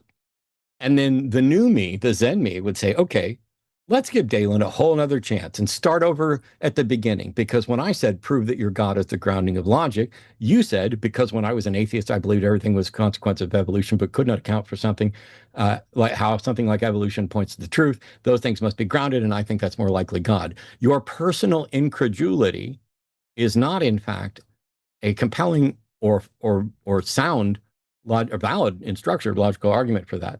But since you've already wasted so many minutes defending the argument you say is not yours, instead of asking you what your argument is, I'm going to turn this over to Justin, who has things to ask you, and I'm going to take a breath and play a game of chess. Good luck. And what's your ELO? Just curious. It's not ELO, it's ELO. It's named after a person, and that depends on whether we're playing bullet, blitz, classical, etc., and it's not relevant. Go ahead, Justin. I was just trying to disuse it. Go ahead. I'm quite intrigued by the moral argument, and one of the things that I can't quite get an answer to, and maybe you'll have an answer for it, but the thing that I can never get an answer to, and I hate to go all the way back to where we started, but when we're talking about like the nature of God, right? Are we assuming that the God you believe in is like the biblical God, like something from the Bible, or no? I would say yes, but I would want to make sure it's framed in like a classical theistic way, not like a modern reducto, making God smaller kind of way that a lot of Christians often do. Sure. Now, I personally don't think that the God of classical theism is the same as the God of the Bible, but that's not relevant yet. One thing I would ask though is, when we're determining like whether or not God is good, right? Because I think that's kind of the question at hand here is, does goodness exist? Does it need grounding, and how does it get grounded? If we assume that, who knows, maybe God is the source of goodness, I would ask, how did we determine that God is the source of goodness, or that God is the decider of goodness? And the way I would ask the question is, what method do you utilize to determine that God actually is good versus evil? Well, if I think of goodness as my own subjective opinion, then then it would logically follow that I couldn't actually say whether God was good or not in an objective sense. So I have to assume first that there is some kind of an objective standard for goodness that we can even measure to in the first place. Yeah, listen, in your worldview, I would say, yeah, you would assume that there's some sort of metric. Now, I wouldn't call it objective. You're calling it objective because, I don't know, maybe C.S. Lewis convinced you. But if morals are decided by God, that they're simply subjective, God decided what they are, it's more like divine command theory, that's fine. But there's still a standard, right? If your God gives you a standard, there is a standard. What I need to know is, how do you determine that those standards are in fact good, or are you assuming that they're good? I understand the question, but I think it's a category error, because when we say that God's goodness is still subjective, we're treating God as like a creaturely actor inside of being that can either act good or not act good. And I'm saying God is definitionally what goodness is ontologically. Well, that is the category error, right? If goodness is a thing, it certainly isn't a God. I would say it's a property of God, absolutely. Well, property, sure, but you can't say that they're equivalent. Sure. And why would we say that God is the definition of goodness, or that he defines goodness? Because the God of the Bible also would define evil. He created evil the same way he created goodness. In fact, he says so in Isaiah 45:7. Yeah, I would say that evil is a privation of the goodness that already outflows from God. And I misspoke when I said that it was a property of God, because God is simple. He's not an actor with properties. That's the category error, is that we often want to think of God as like a being inside of being, when instead he is the ground of being itself, goodness itself, love itself. He is those properties are not separate from his nature. Right. But my point is this: both are created, right? Good and evil are things that were created according to God in the Bible, right?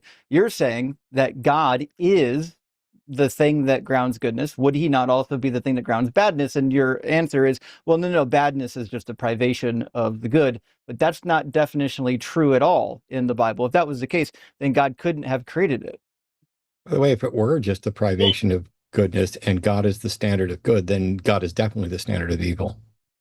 He'd have to be. I mean, it's like an old joke. I'm a magician and I'm prepping. I'm a magician and I'm prepping a magic show for NanoCon at the end of this month. By the way, I should go to NanoCon Rocks and do more about that.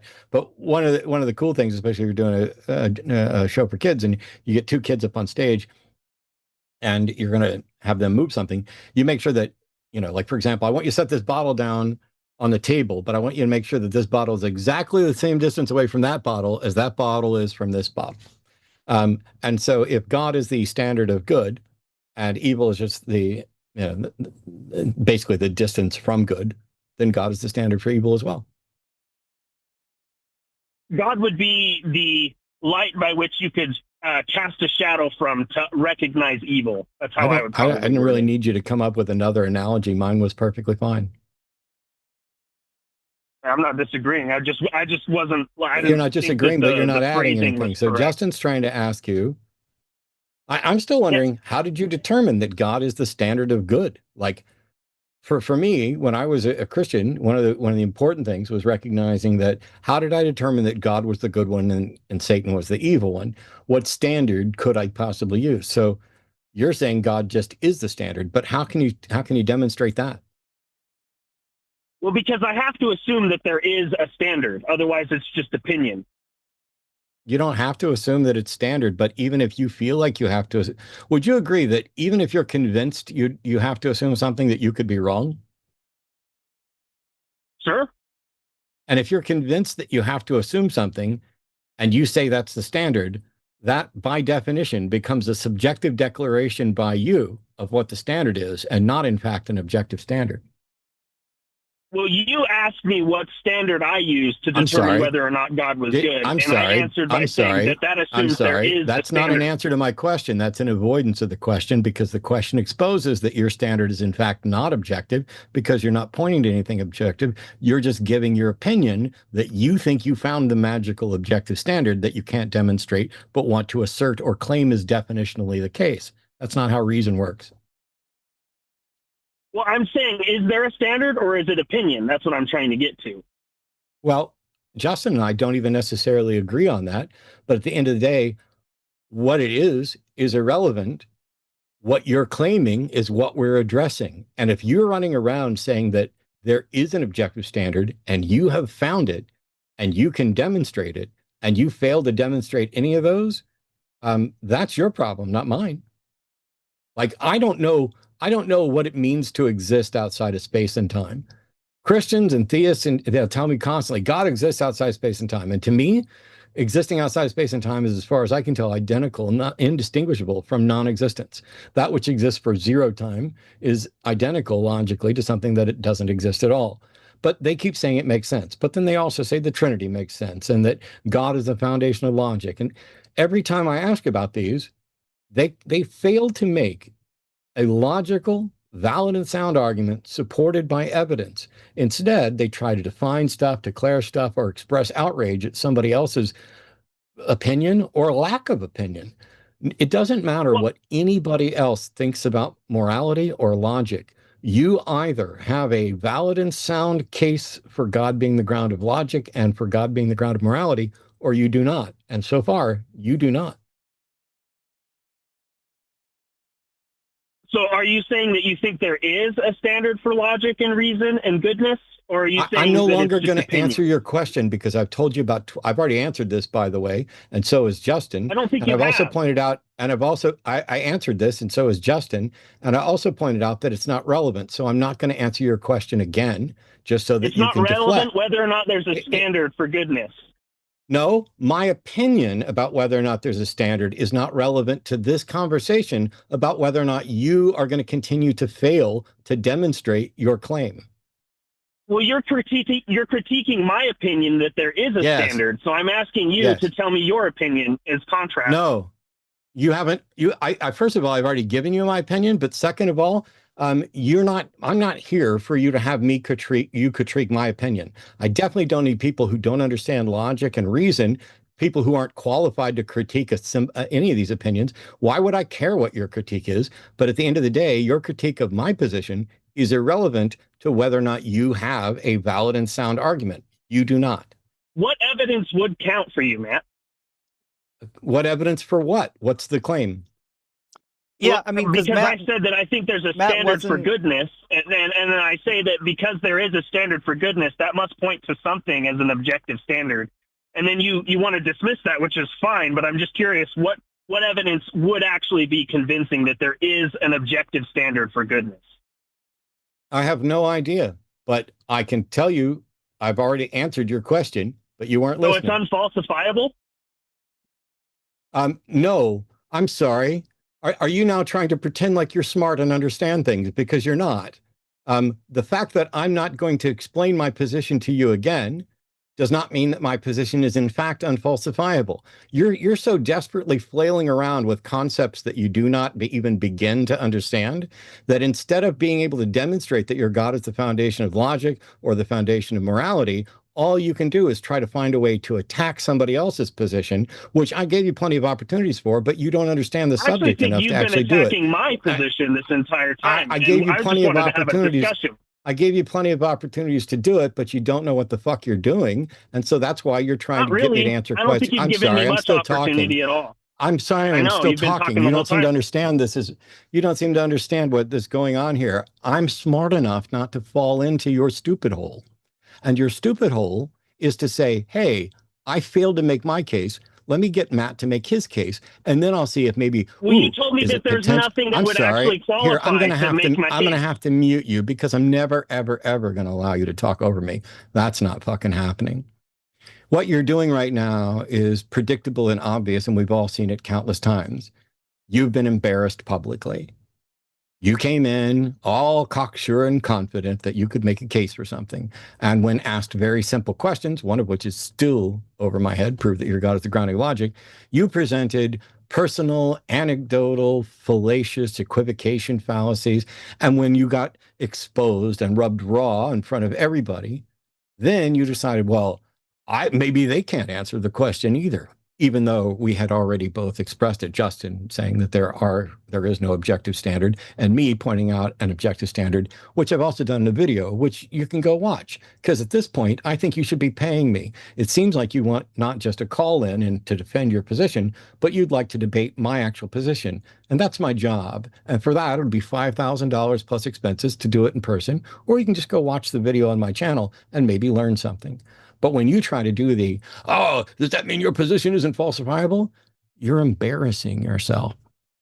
Because everybody watching this knows that you do not understand the concepts involved. You don't understand what a valid and sound syllogism is. You don't understand what evidence should be compelling. You don't understand what logical fallacies are. You think that somebody needs to name your logical fallacies, when in fact your informal arguments are structured in such a way that there could be countless logical fallacies in there because you're relying on feels. You, as an atheist, you thought everything was the consequence of evolution, but you didn't see how evolution could explain a truth monitor, something that valued factual information about reality over incorrect information about reality, which is, by the way, not a very difficult concept. In life, generally speaking, you do not have to have a perfect understanding of reality to survive, but the further your internal model of reality is from the actual reality, the more difficult it's going to be for you to survive and thrive and pass on your genes. That's one of the most obvious things I could imagine. And it's why when you say your lack of imagination about evolution is what led you to conclude, therefore God, yeah, I knew we were going to end up here because, first of all, you want to talk about what's unfalsifiable. The supernatural is unfalsifiable. It's untestable, which is why science doesn't get to make declarations about the supernatural. Science also doesn't make proclamations of truth. It creates models that are the best descriptions of the way reality actually works. As I pointed out at the beginning of this call, nothing about how you came to your understanding of God was contingent on any of my views. And we had that entire conversation, but it went right through your head without even pausing to say hello to all the confusion in there. I'd recommend, I'm going to bring you up because Justin still has questions that didn't get answered, but I highly recommend you go watch, it's free now on YouTube. It's a Disney production called Donald in Magic Land. Genuinely, I'm not bullshit, not mocking. It's one of my all-time favorite animated educational things, if not my absolute favorite, despite the God reference at the end. But that's a good start to get you to start recognizing that you need to sweep the cobwebs out of your head that are leading you to believe that, you started off with when I was an atheist. First of all, that's never going to impress me because atheists are stupid too. Tons of them are. If you'd have said, when I was a skeptic, I found a good reason to believe in God, that would have been impressive. But not all skeptics, or not all people who say they're skeptics have any understanding of epistemology or skepticism either. But saying, I used to be an atheist and I thought everything happened by evolution. And when that failed, I decided to go with God. There's not a thing in there that represents sound epistemology, skepticism, reason. It is just an admission you didn't understand things then, So you went with what felt right based on misinformation you had. So what my position is, or whether it's falsifiable, is irrelevant to how bad your position are. And we don't get to move forward on my positions until you concede how bad your positions are. Justin, before I unmute, I had jumped in and you were still trying to get an answer to something. You want to go back to that? Yeah. So the thing I'm trying to figure out is, if God is anything, the standard for anything, I'm trying to figure out why we would just assume, and that's what you said, and that's usually what most people say, why we assume that anything God tells us, like his standard, that it actually is a good standard. Like there's certainly a possibility that some of God's commands are not good. There's certainly a possibility that God himself is not good. In fact, an evil God would want us to think that he's good, right? So trying to figure out how in the world we came to the conclusion that the God you believe in is necessarily good and can't do things that are bad. I mean, I'm happy to give it my best shot. And I just want to say, like, I'm not trying to sound confident or cocky at all. This is my first time ever trying anything like this. So I'm just grateful for the opportunity. When it comes to trying to answer that question of why I think that God's standard would be good, I just kind of started paying attention to my own life. I noticed how when I told a lie, reality fractured. When lust consumed me, that depersoned people. When I looked to the actual 10 Commandments, it seemed that they were structural to reality, not arbitrary rules. Well, the 10 Commandments are like, first of all, I don't know if we would say they're structural to reality, because like the first 3 commandments are dependent on a God existing, and that would just be right out the window unless you could demonstrate that a God does exist. The other ones are pretty basic, like we find those in all the ancient law codes. So I'm not really sure I would I don't know why we would say that those are somehow objective. It just happens to be that those are pretty clear rules that most society can agree on, because those are things that aid in our personal and our group survival. I would say this, though. The 10th commandment, the one that says not to covet your neighbor's wife, slave, ox, donkey, and anything else that belongs to your neighbor, that's pretty horrific. It does demonstrate that the morals that you find in the Bible do change over time. The idea that God would allow you to even have a slave, enough that he would tell you not to covet your neighbor's slave, is deeply problematic if you do believe that God is the objective source of morality. It also suggests that your wife is property. Right. Yeah, I wouldn't even begin to try and answer the complexity of like the problem of evil or slavery in the Bible. That is something that I myself, I don't think I quite have the language or the experience to try and answer that for you. I think that it does make sense if you look at it from a more theistic worldview, but I guess you have to kind of a priori grant those things first before you even approach the question. Well, I could grant that, like in your worldview, that the God or some kind of a God exists. What I'm trying to figure out is why we would assume that the God is good. In most classical theistic, concepts, there's not necessarily the assumption that God must be good. In fact, even in the Greek pantheon, some of the gods that Plato would have believed in, some of them weren't good, and they didn't always behave good, which is why we get things like the Euthyphro dilemma, right? So I'm trying to figure out why we would just assume that this God you believe in is necessarily good. What would be a good, argument for why the God has to be good, and how do you know that the God is good as opposed to evil? Because in the Bible, God does explicitly say in Ezekiel 20 that he gave bad commands. And from what I can tell, it looks like he gave a bunch of them. Well, again, this assumes that there is an objective standard for goodness itself. And I would just make an appeal to that. I would say, if there is an objective standard, we have to measure it by something. Well, but you don't know what it is or not. That's the point. What I'm saying, in your world, first of all, it's not objective. If your God made it, it's dependent on a mind. God's a mind, and that makes it subjective. It's just not subject to our minds, it's subject to God's mind. So the word objective isn't going to do anything for you here. We can assume that there is a standard and that your God said it, and that's fine. The problem that you're going to have is you still have no way of knowing if those are good standards. Just because the most powerful entity in the universe set the standards, how do you know that they actually were good standards? Well, I would say that when you qualify God as the most powerful entity in the universe, you've already decategorized the question, because I'm not saying God is an entity within the universe. I'm saying God is the condition by which all goodness, all being, and the universe itself can exist. Right. That's the claim. I'm trying to figure out, how did you get to the conclusion that God and goodness were synonymous, other than just putting it into your definition? Because we already act and live as though there is an objective standard. And if we act as though there is one, then there must really be one. Well, if there's an That's objective also standard, fallacious, by the way. Yeah. People can act as if there's unicorns, but that doesn't tell you whether or not there's actually unicorns. You made another fallacious argument already. That's 100% true. The fact that people act away doesn't mean that the thing is true, but also it's irrelevant, because I don't think that most people act that way. Nevertheless, the point's pretty clear, right? You don't we have think no people good reason. make ought claims?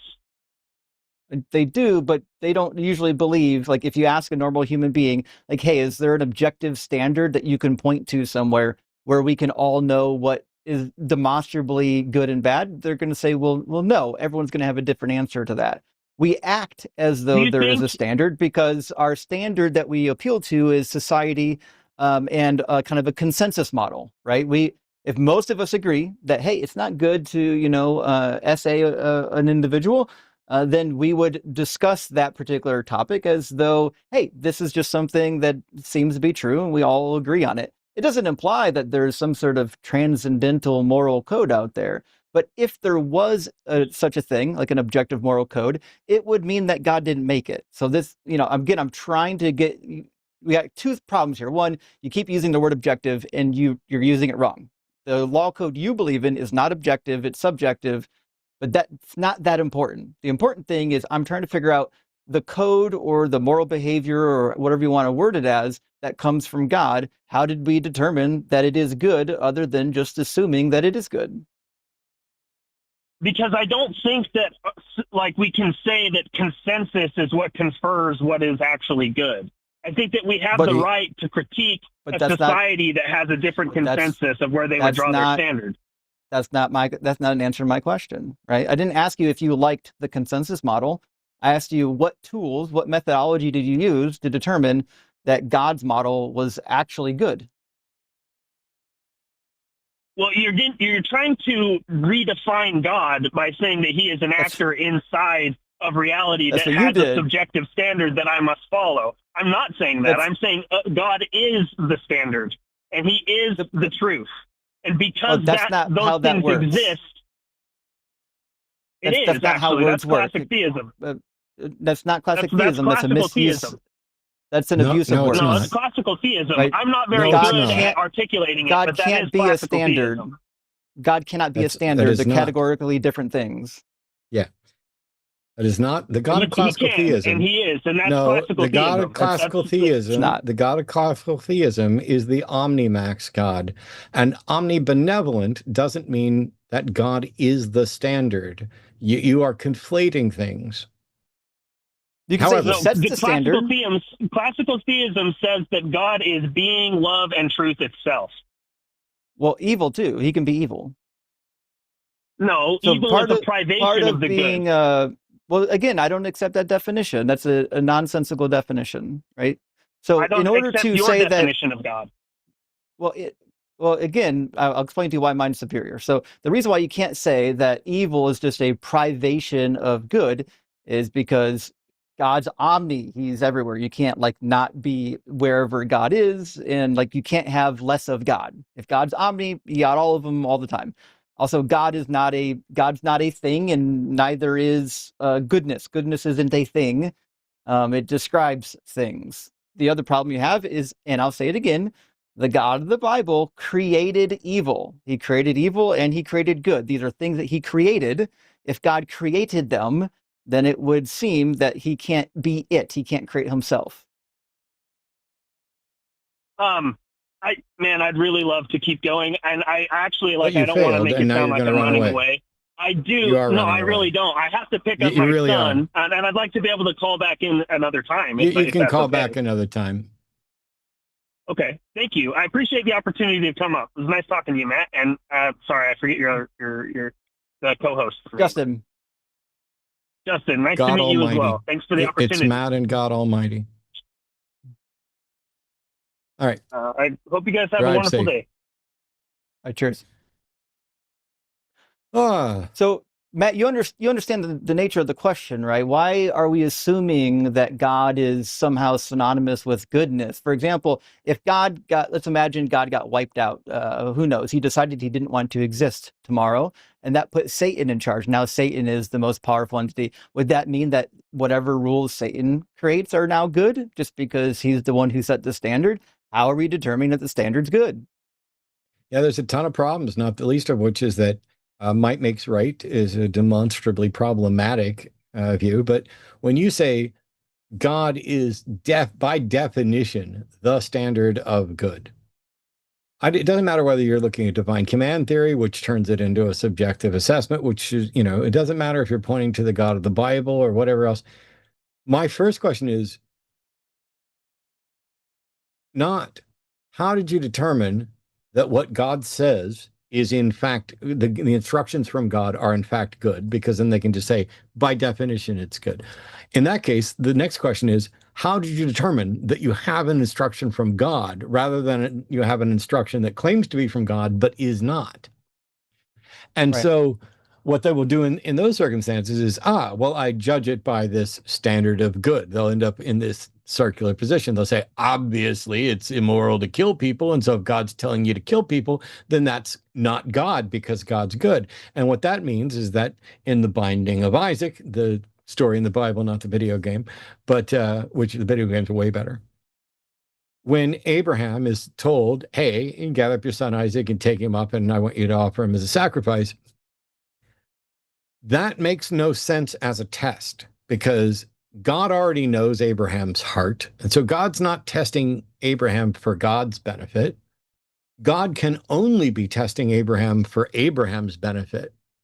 And so what God seems to be doing there, the only thing that makes sense to me anyway, is God is trying to teach Abraham a lesson about if you obey me, even if you don't understand it, good things will come.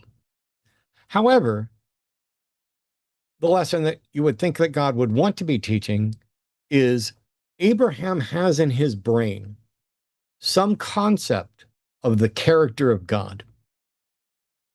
In Abraham's mind, God is either the type of being who would demand a child sacrifice, or God is not that kind of being. If I'm God and I want to make sure that Abraham understands me, and I am absolutely opposed to child sacrifice. And when I tell Abraham, sacrifice your child to me, the answer I'm expecting is, I don't know who you are, but you are definitely not my God. There's no way my God could ever do that. Depart from me, foul beast. My God will protect me from monsters like you. That is the only right answer if, in fact, God is opposed to child sacrifice and would defend Abraham in defending his son. If I am a God that would demand child sacrifice, and I tell Abraham to sacrifice his child, and Abraham agrees to do it, then I'm reinforcing the idea that he correctly understands me, that I am that kind of God. That story only makes sense if it's complete fiction trying to teach a lesson about blind obedience, and they didn't bother to think through the consequences of all the different scenarios in a truth table. B, if in fact God exists and is a monster who would demand child sacrifice, but softened in this one occasion because somebody was willing to do it. That's it. If the story is about, if it really happened, then God is actively reinforcing a model in Abraham's head that is not just false, but diametrically opposed. It's like saying, Abraham, I'd like you to go grape that person, slaughter those 3 children, steal that calf over there, sacrifice your son, and then take a big old dump in the tabernacle. None of those things are supposedly consistent with the character of God, And anybody who understood the character of God would be like, I don't know who you are. You're incredibly powerful. You can stuff me like a bug, but my God will protect me from you because my God would never demand those things. The Bible's, it's ridiculous. It is a con job. Yeah. It's also true, and I think you mentioned it just briefly, and it's important to recognize. I used to talk about this more with the objective moral issues. If we could imagine that there was an objective moral code, how could we determine which ones, right? How do we determine that your God gave them? How can we determine that they didn't come from Vishnu? What methodology? So we end up in this situation where, sure, we could, even if there was an objective code, you're left with your own subjective faculties to figure out what they are. Yeah. You can't just assume that your God is the one that gave them. Yeah.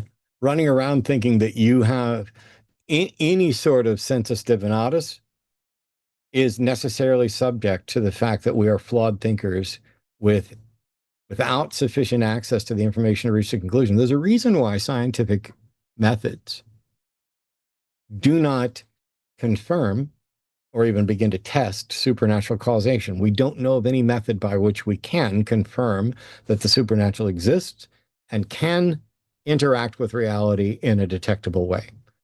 It's basically, as far as we can tell, a fictional category that people made up for, wow, I don't have a clue how that works. And that's fine. If in fact we find out that there's some other realm that is, coming in through ours, whether we've got incursions and we're in the MCU or whatever it is, that will be demonstrated to a reasonable, epistemological warrant. I know it sounds complicated, but it just means the time to believe it is when there's sufficient evidence to conclude that that is the most probable answer. Right now, science doesn't have the best ability to investigate that. And so there's this space and gaps in our knowledge, and people are plugging it with their religion, and it provides them comfort because it's really uncomfortable to run around going, wow, I don't understand morality at all. I don't understand why logic is this way. How can I rely on it? How do I do this? And instead of saying, wow, it's really fun to have a great mystery to work towards, and it's really discomforting to have a mystery that we don't know that we're going to actually be able to solve. And yet, despite, my view on morality has shifted, and there'll be an updated video. However, I still wouldn't say an objective moral foundation is required for there to be moral foundations, and for some of them to be more obviously correct than others. I'd recommend the lecture I gave 15, 16 years ago on superiority of secular morality that advocates for a subjective moral foundation where you can begin. And if you don't want to call it morality, that's fine. But if you agree that you care about well-being, if you think that life is generally preferable to death, health is generally preferable to sickness, and that liberty is generally preferable to confinement, those three foundations, you can build a platform off of it. Those are completely subjective. You could make them arbitrary. You could start with death is preferable to life and see where that gets you. We happen to know it doesn't get you very far because people just die. And so we can build on that. But it doesn't have to be that is the objective standard. However, we can still show that as a standard demonstrably leads from that starting standard to a better world, better in pick your measurement, however we're going to agree on it, healthier, happier people, live long, less conflict, more freedom, etc. That leads to a better world than, let's say, advocating for the Bible. Because I get weirded out when people are like, oh, the Bible is the gold, or God is the gold standard, and I'm talking about the God of the Bible. And then, like the last caller, it's like, oh, let's see, I wrote it down when he said it. I can't give you explanations for things like why slavery is in the Bible. You don't think that's important? You're sitting here saying that God is the foundation of good, and you're talking about the God of the Bible, and you know that the Bible advocates for owning people as property, and yet you don't have any sort of satisfactory answer to that. I would say that at a minimum, you need to have some sort of explanation before you can even continue talking about how that's the standard of good. That's in part why Justin was asking the questions he did. Like, how do we determine that just because you think, your God said something, you think your God said something, how do you know that makes it good? We got more colors. It's really a game of just trying to define things into existence. And the minute you push back to say, well, I mean, why would I accept that definition? They don't really have a whole lot. They're like, well, it's true because I need it to be true or my argument doesn't work. Yep. As a reminder, this is one of many shows here on the Line Network. This one's called The Hang Up. I guess I need to turn off my little overlay over my head since that's not relevant to what we're talking about right now. Yeah, this is called The Hang Up. It's one of the shows that I ended up doing. I also do shows on Sunday afternoons. We do the Sunday show. Sunday in the evenings, we do the Sunday show after dark. There's also on Mondays, Skeptalk, where we focus a little bit more on science. I think last Monday, Skeptalk was great because it was Erica Gutsick-Gibbon and Dr. Blitz both here and join a show together for the first time. If you didn't see it, you can go back and watch it. You can like and subscribe and support them across the board. Two great scientists and science communicators that verifiable geniuses. Yeah. I will talk up Justin all the time. I don't tend to talk up Forrest because, fuck that guy. No, Forrest is genuinely one of my best friends, but I like messing with him. But I'll talk up Justin because I think I'm not going to, do it too much on the show, but Justin's one of the best I've ever seen at this. And I've been doing this a long time. But let me tell you,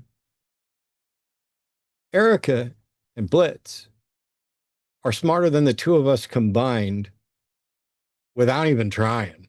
Like it's embarrassingly. I love when I'm in a room where I'm not only the least smart person, but I could probably be accurately described as fairly stupid compared to the other people in the room. And the Line is building a network where I get to feel like that all the time.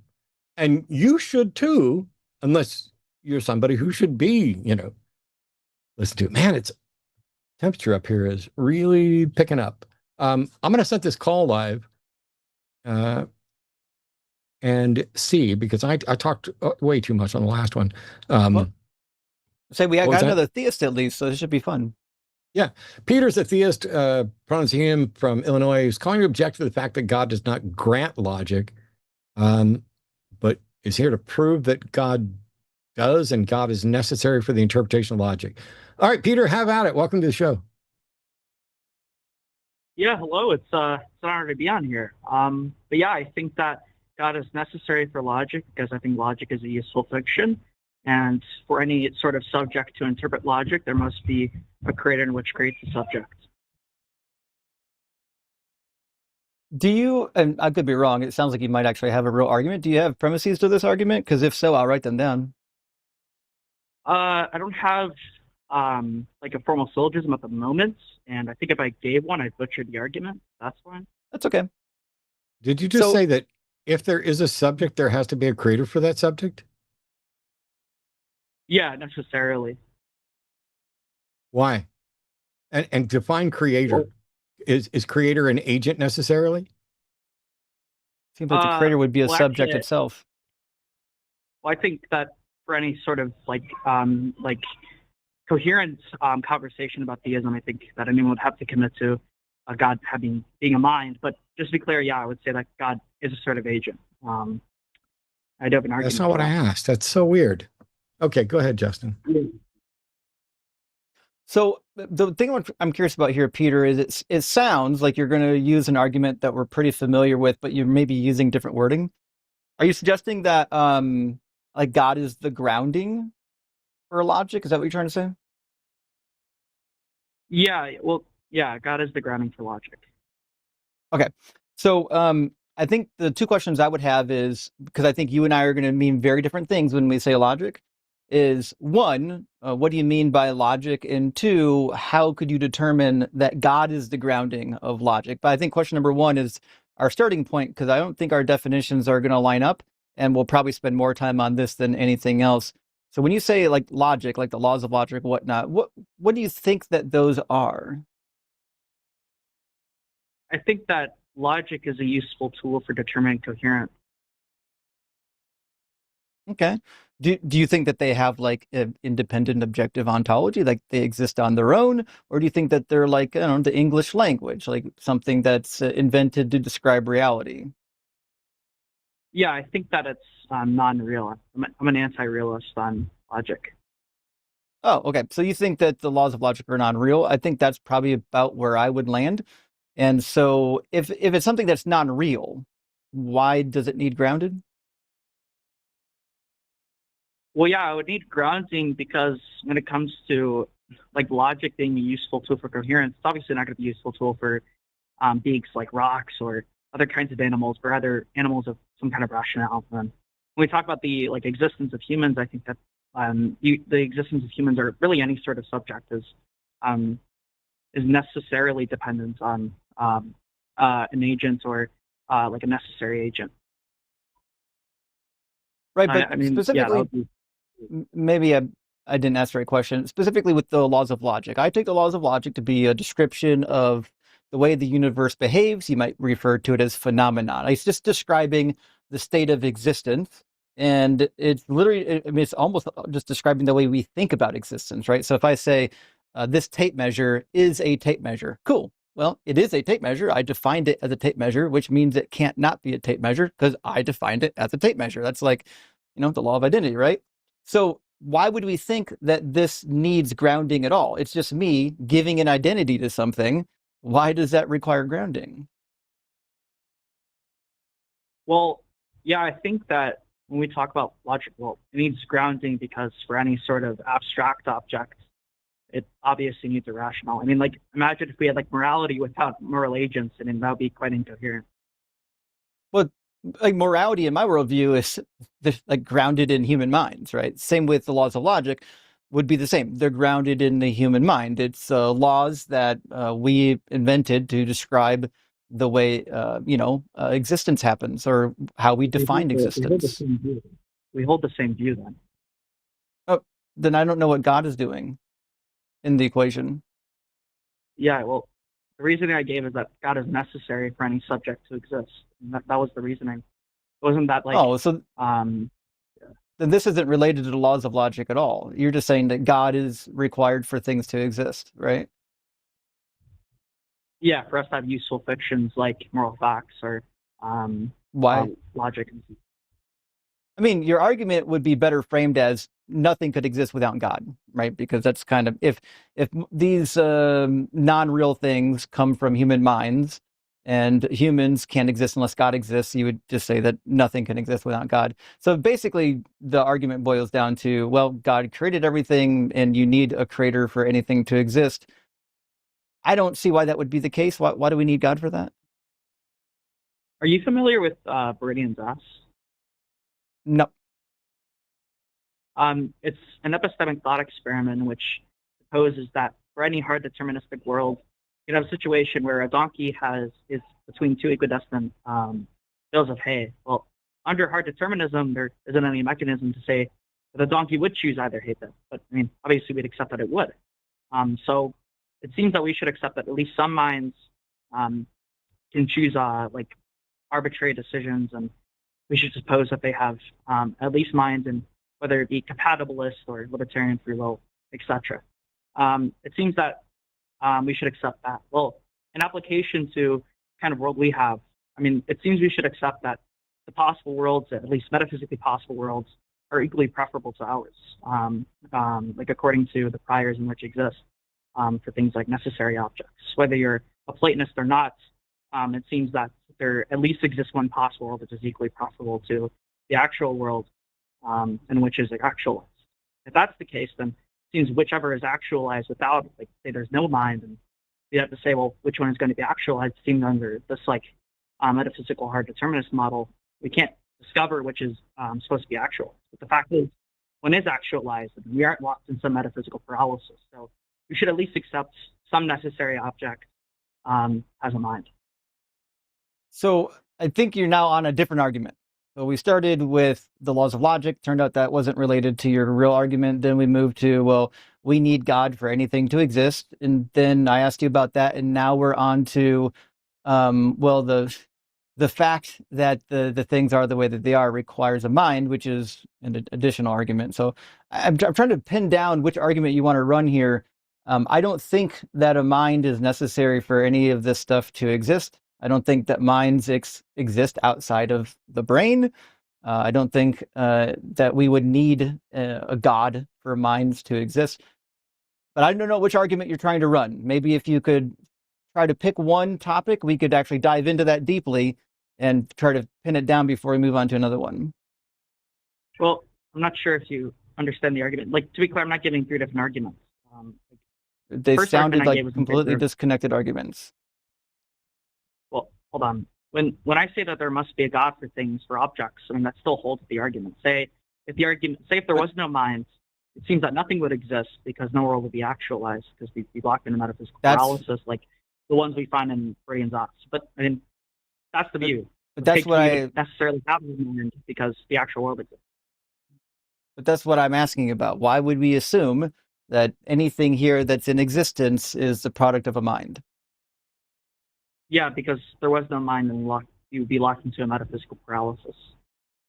If there's no minds, I mean, the idea of metaphysics wouldn't exist. The idea of metaphysics wouldn't exist? Yeah, like that's metaphysics is kind of what human beings are engaging in, right? We're talking about the things that exist. Mm-hmm. But do you think the nature of reality is like subjective? No, Peter, I'm going to fix this Burden's ass thing. You ready? Okay. Burden's ass is bullshit. It is a thought experiment that should be wholeheartedly rejected, both as being unrealistic and impractical.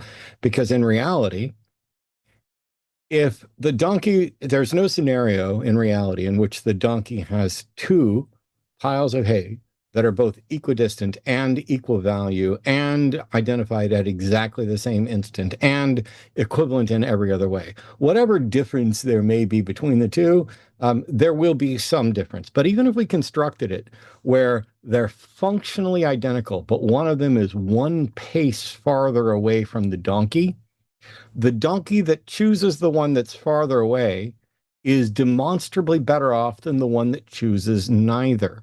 So it's not the most efficient path that is necessarily the thing that should be considered.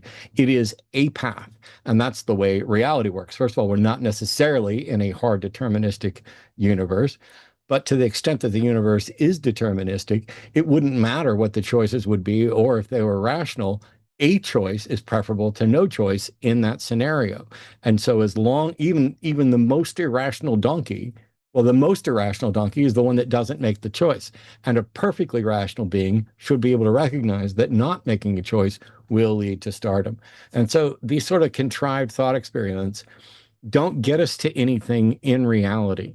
So when you want to assert that because of something like Burden's ass thought experiment, that means that there must be some mind agent that overcomes this, you still haven't demonstrated that, because maybe the mind agent that would solve the problem for you is the one that consistently guides people to the lesser of 2 rational options, but the one that's more rational than no option. I'm not sure what you mean that exploiting that problem isn't useful. I mean, obviously, it's nomologically possible. I mean, there's no nomological impossibility with it. Number 2, I'm not like the kind of view you're talking about in which it's not possible, or not that it's not possible, it's unrealistic. Well, I mean, a hard determinist would still have to answer the question of how it's the case of which it would choose. You're not really, it doesn't really answer the question if you just say, well, it's unrealistic. Well, I mean, thought experiments still stipulate. I'm sorry. Not only did I not merely say it's unrealistic, but I gave a lengthy explanation of how it can potentially be addressed. And I pointed out that we're not in a universe that is purely hard deterministic. So I don't know why you're bringing up what a hard determinist would say. Are you going to bring up what, somebody else who doesn't agree with me would say? The point is that Burden's asked no thought experiment about the foundations of reason and what sort of decisions may or may not be made necessarily demonstrates that some magical being exists outside of well, you haven't declared where or how this being exists. And so you're trying to basically say there must be some solution to this problem, and I'm going to call that solution God. Well, you can do that for any number of paradoxes, and you still haven't demonstrated God. Yeah. Well, first of all, you still haven't demonstrated nominological impossibility. But number two, I'm sorry, it wasn't my job to demonstrate nominal impossibility at all. My purpose was to address your false claim that a thought experiment demonstrates God. I'm not saying the thought experiment itself demonstrates God. It's an analogy for like the actualization of possible worlds. I'm sorry, but the question which is above my head, which is where we started, was how can you show God is necessary for anything to exist? And if your bird and ass example was a time-wasting thing that doesn't actually achieve that, can we go back and actually answer that question? How can you show that God is necessary for anything to exist? Yeah, because if nothing existed, if no mind existed, like no necessary minds, and again, we'd be locked into paralysis, which is the context of Meridian Das, in which no world is actualized. No, I reject your bald assertion. I reject your bald assertion that if no necessary mind exists, we would be locked in paralysis. You have not made that case.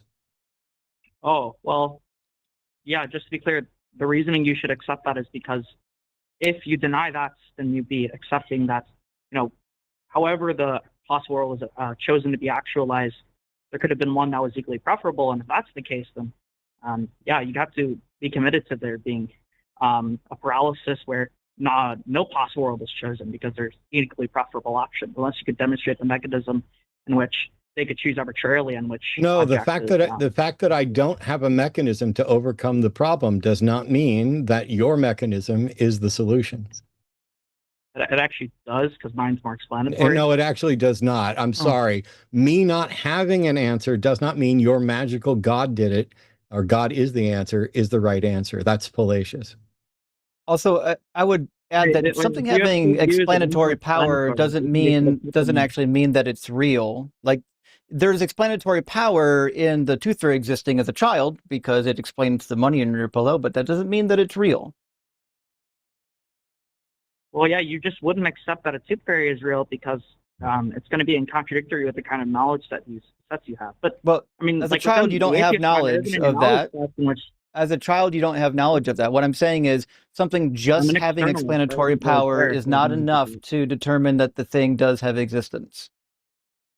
Just to be clear, I'm an externalist. I don't really care whether the child knows. I'm saying that instead of knowledge. Just to be clear, I don't care what you are. I only care whether or not your argument is valid and sound. The more labels you try to put on yourself to sound like you know what you're talking about is just pretentious bullshit that I will completely ignore and dismiss.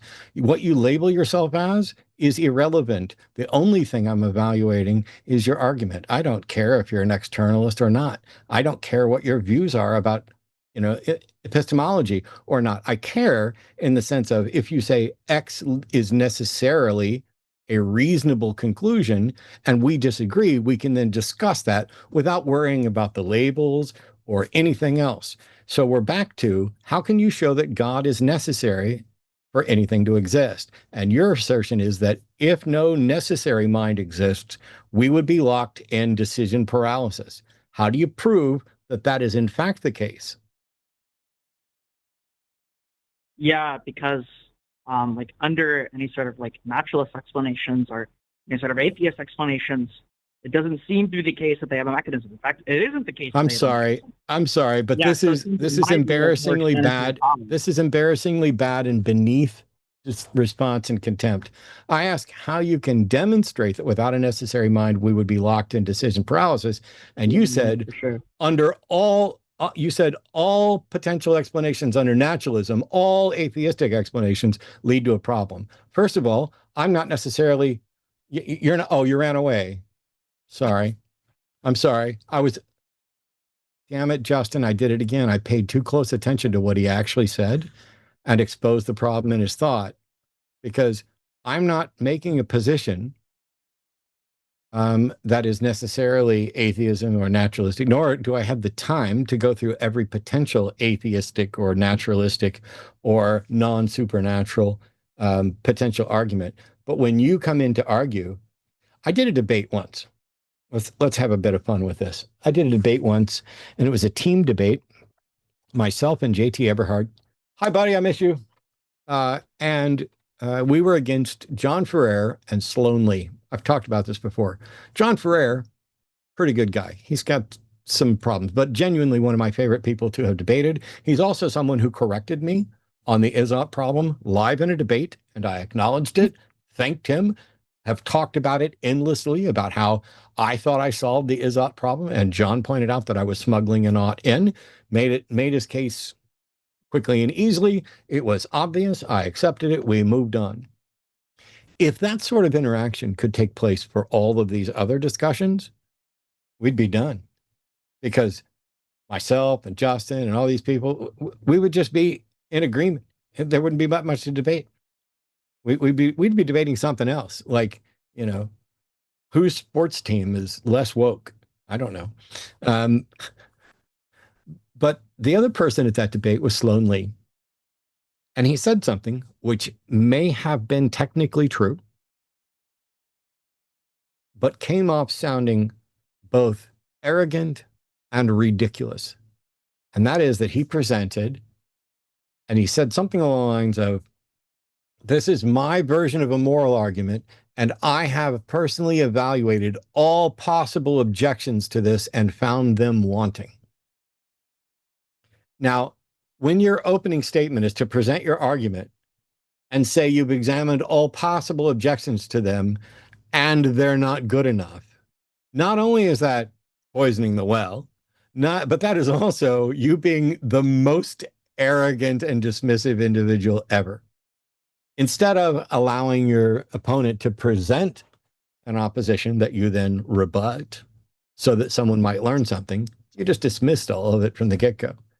And so Sloan was easily the most arrogant person I ever met, and loved the fact that he had a philosophy degree and was really pissed that anybody like me would dare to challenge him on things. And so we got into basically a philosophical penis measuring contest in the middle of the debate. He wanted to throw out jargon to throw me off because I don't have a degree. I'm self-taught. I'm a philosophy dilettante. And I know some stuff and I don't know other stuff.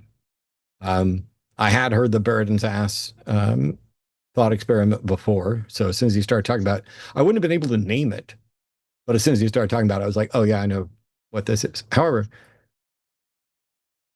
there are people who instead of, remember at the beginning of the show when I said, are you able to explain why you should believe in language and concepts that anybody can understand? And if not, you're probably going to need to spend some time why people need to become an expert in jargon and a number of different disciplines in order to have a warranted belief.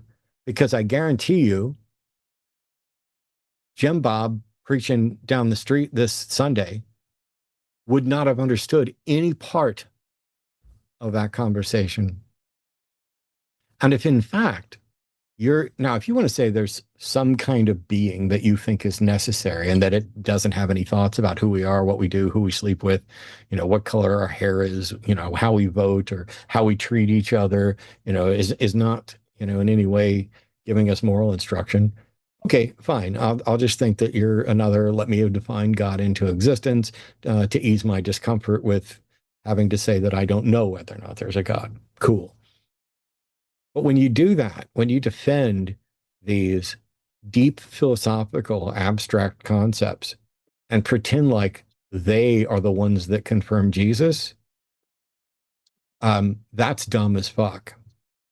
Like I probably, if I spent more time, could find a more polite way to put it. But let me tell you, I read my Bible. I preached my Bible. I studied my Bible. My entire thing, 1 Peter 3:15 does not say, hey, be prepared at all times to whip out your philosophy degree and talk about necessary and contingent and determinism and free will. That's not what it says.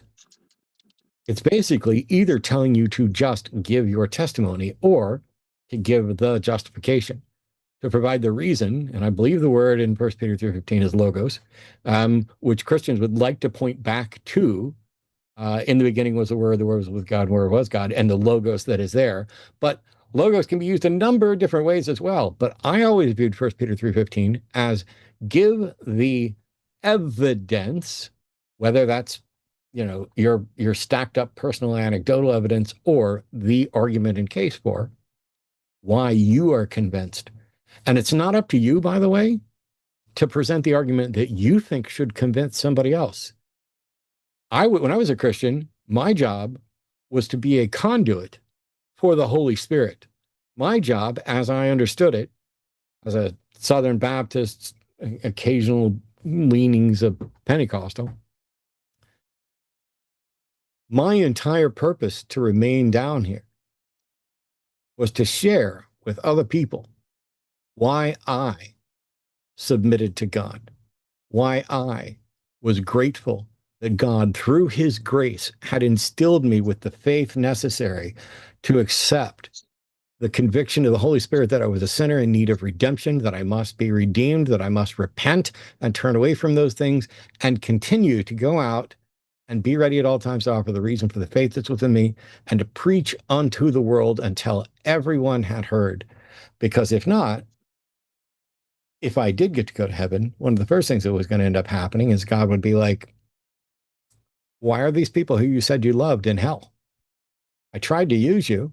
The Spirit was willing, the flesh was weak, but it was your flesh that was weak. Did you even, were you just offering up lip service? I know your heart, Matt. I know you believed. You failed. You were a coward. And I would have had to say, yes. I mean, God knows. That's what it would have been. Where are those believers? I'm so done with these Phil bros that think they can, oh, well, there's this and here's the solution and we don't know and this is a paradox and I can solve a paradox by appealing to magic. And if I appeal to magic in the right words so that it doesn't appear like I appealed into magic, why then I'll be taken seriously and I will have schooled that damned atheist. Well, you didn't. Some of us have paid attention. Some of us are asking the right questions. If your God is a philosophical necessity, why the fuck is he hiding? If he's a necessity, it should be obvious to everyone. And then there's no reason to hide anymore. Anyway, we got another caller if you want it. Yeah, let's do it. I think Kyron is the last one here in the queue. Yep, Kyron or Kieran? Kyron, yeah. Kyron, pronouns are him. It says you're from IO, but I think that should be IA. Yeah, Iowa, yep. Yep. Cool. Says that you say there's value in religion and it's been used as a scapegoat. So yeah. What's the value in religion that isn't just the value in people? Yeah, so I think value is too broad of a term to have a grip into, so I'll break this down to 2 points. So for me, the way I see it is religion provides a universal, maybe not universal, but a widespreading moral baseline. And the second point is that it is a powerful tool to boost self-actualization. So which one do you want to approach first? I know what I think. Justin, do you have one of those you'd like to approach first? Yeah, the idea that first of all, you say religion, do you mean a specific religion? Well, I'm personally not religious, but I grew up in the U.S., so Christianity has probably been what I've been surrounded by the most, but I feel like this is applicable to most major religions. Okay. So whether or not religion has utility can be debated. I think the problem is, along with the utility, you get the negative effects that come with it. So, for example, if we say that, well, religion is good because it provides some sort of moral foundation that people can appeal to and help move society along and some sort of, shared cultural ideas. That's cool, but the problem is, like, sometimes your religion includes slavery and, degrading women and, killing children that curse their mother and father. So while I agree it might bring some kind of a benefit, you also have to take all the baggage with it, right? So whether or not religion has some kind of utility, I think is kind of an irrelevant talking point. And if we say that, hey, we should keep religion around because it does have utility, well, you'd end up with the same problem of like, well, how do we determine which religion is worth keeping and which one isn't? Because if your religion was like, hey, we're going to do child sacrifice every Wednesday, okay, maybe we don't need that one. Does it provide structure? Maybe. I don't think that's meaningful.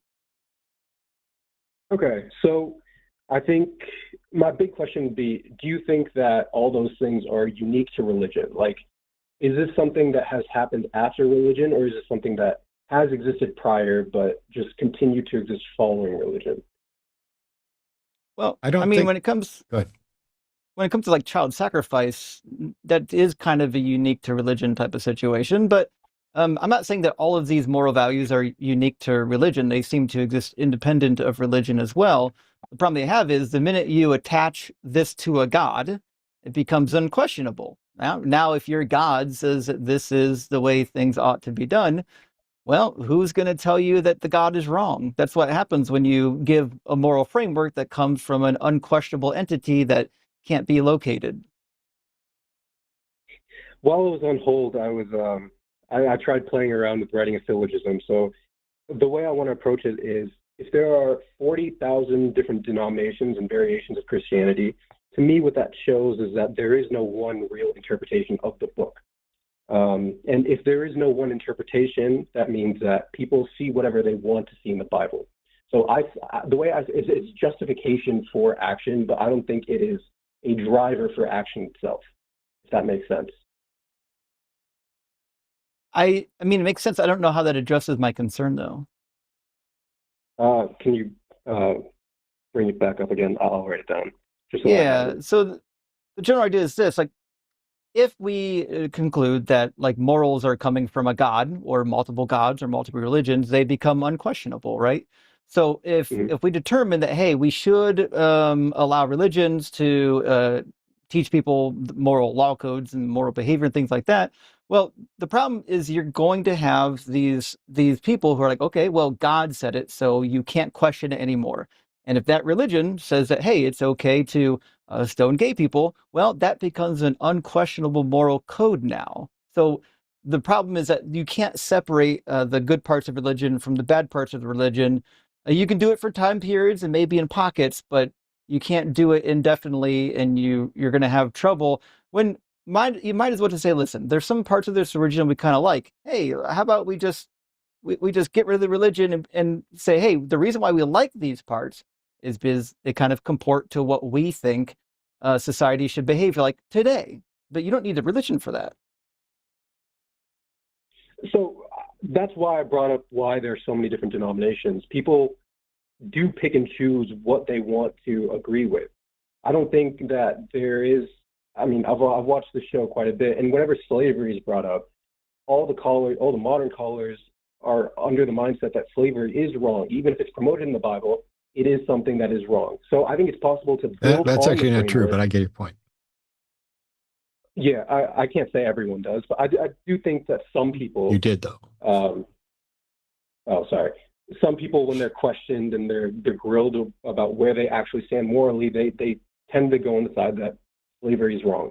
So I think it's possible to build upon the framework, and instead of having a God, we have laws that affect us in the physical world that prevent us from doing certain actions.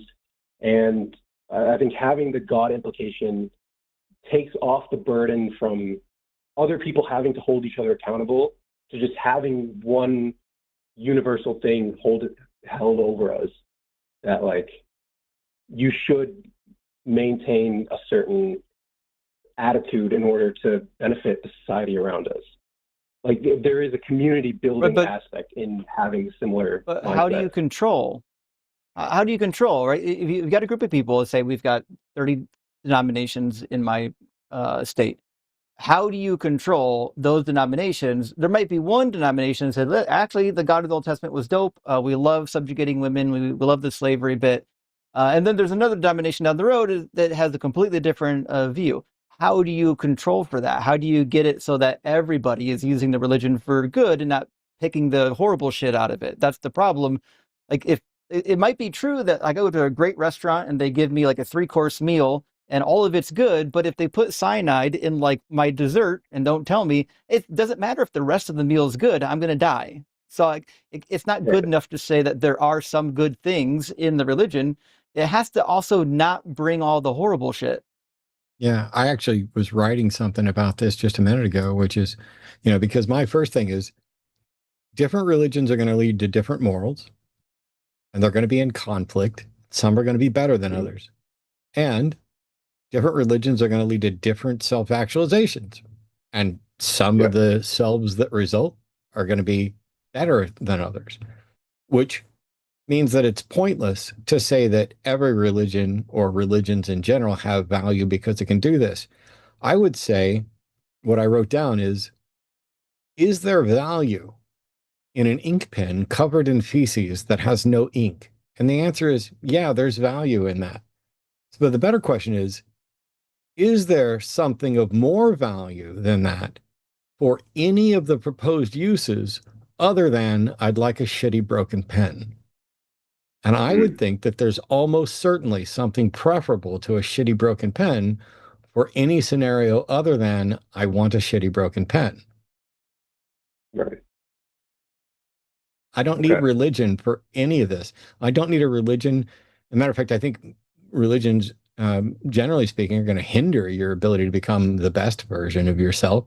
This sort of dogmatic, ancient bullshit posing as wisdom that leads to bigotry and division and divisiveness just in general. And then when it comes to morals, not only do I not need religion to be moral, but I'd argue that the biggest religions are all absolutely demonstrably immoral as fuck in many regards, and that they only survive because decent people try to spend them in ways to support decent actions, which means that religion isn't helping people become more moral. People are helping religions become more moral. Yeah, I think I can agree with that premise. I think then you are the correct. way I'd see it, yeah. So I think I'd see it as religion gives the I don't know, like a vehicle to make it translatable across the generations, right? It provides stories, and it just makes it more uniform across generational gaps. And we can build upon these religions. Like, more often I've seen more progressive Christians, right? Just because they're adopting more modern values. They're not holding true to whatever was written in the Bible. So I think all I'm trying to say is that there is the baseline that it creates, and then we can build on top of that. Why can't we build without it? Do we need that baseline? Personally, I don't see any way that can happen independent of a religion. Then how did the first religion begin if it didn't have that baseline?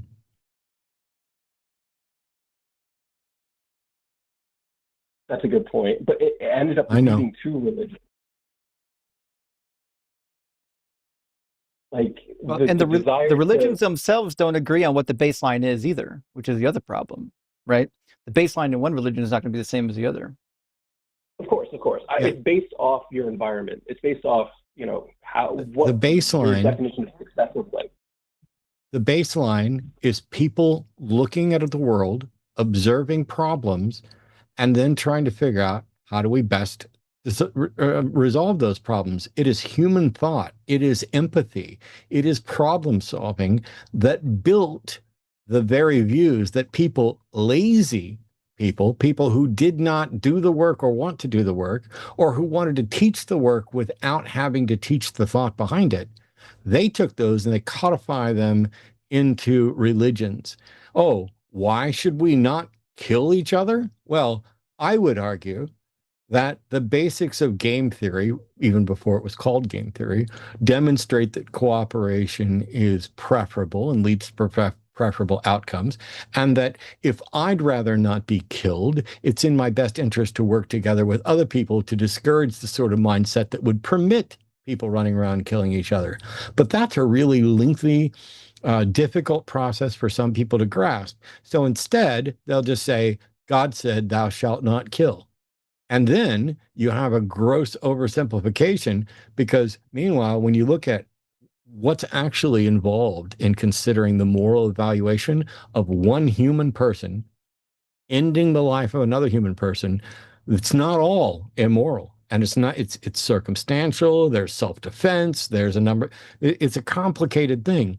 But when we take it and we dumb it down to God said, thou shalt not kill, we do a huge disservice to human dignity and human reason. And I think that this dumbing down of the world is probably the greatest achievement religion can claim. And it's a travesty, because it's serving as a roadblock to a better world. And it has in all of its incarnations across time. So do you think it is possible for, I mean, you mentioned earlier that humans are flawed thinkers. Do you think it's possible to create all of that, like for everyone to understand the actual meaning behind killing another person without having a punishment behind it, or without having some, reward incentive, whether it be positive reinforcement or negative punishment, just like something that... Do I think it's possible for everybody to understand it? I don't think that's necessarily possible, but I don't think that's in any way an objection. We should be striving to make it as possible for everyone to understand these things as it can be, and to continue to build a world where anybody who doesn't understand, at least, so for example, there are people who are colorblind, but they can absolutely have strong evidential warrant that other people are not colorblind.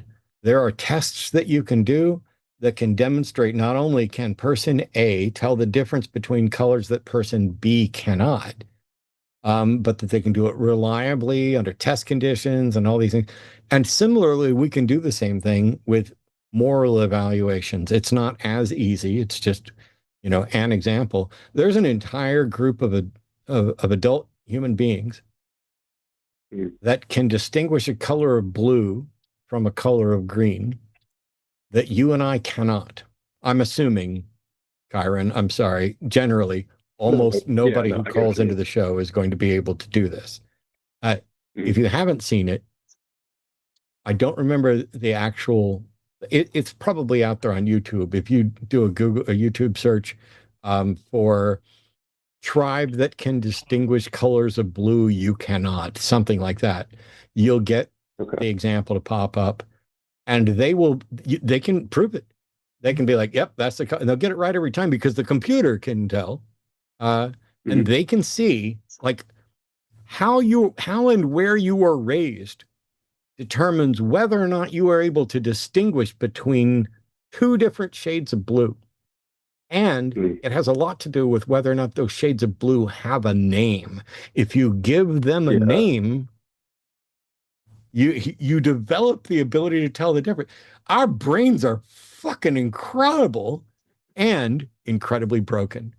The fact that we can know how broken they are is their true majesty. Because, you're unable to distinguish these colors? Cool. The fact that we know and can prove you're unable to distinguish these colors is the power.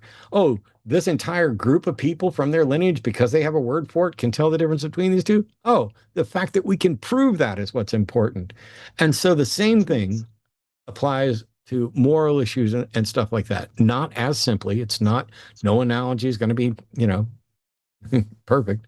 That's analogous, not digital. But to say, there are people out there who will understand fairly quickly through the exercise of empathy why there's a problem with allowing people to kill each other. And then there's people like David Wood. David Wood is a Christian apologist who's I think, a psychopath. Maybe a sociopath. I'm pretty sure he's a psychopath. He tried to kill his father with a hammer. Oh, he and I have debated. He's debated a lot of people. And I can't say he's a good guy. I don't have any beef with David, but I can't say he's a good guy because he's a psychopath. And David's convinced that the only thing that's keeping him from running around killing other people, and he said this in our debate, is Jesus. And I need David to keep believing in Jesus for the rest of his life. But we can, even to a psychopath who cannot have a good justification for right and wrong, they can definitely understand that the rest of us have a justification, and they can adopt a false one. And so that is a case for religion being useful as a tool there. But I would argue that Dexter is another example of David that doesn't need the God myth, but needs some kind of code and an understanding of what other people consider. And then you can mask yourself and get along in the world. And that might be the best that some people ever do. But none of that means that we have to turn to religion. That's fair. Okay. Yeah, I think that makes sense.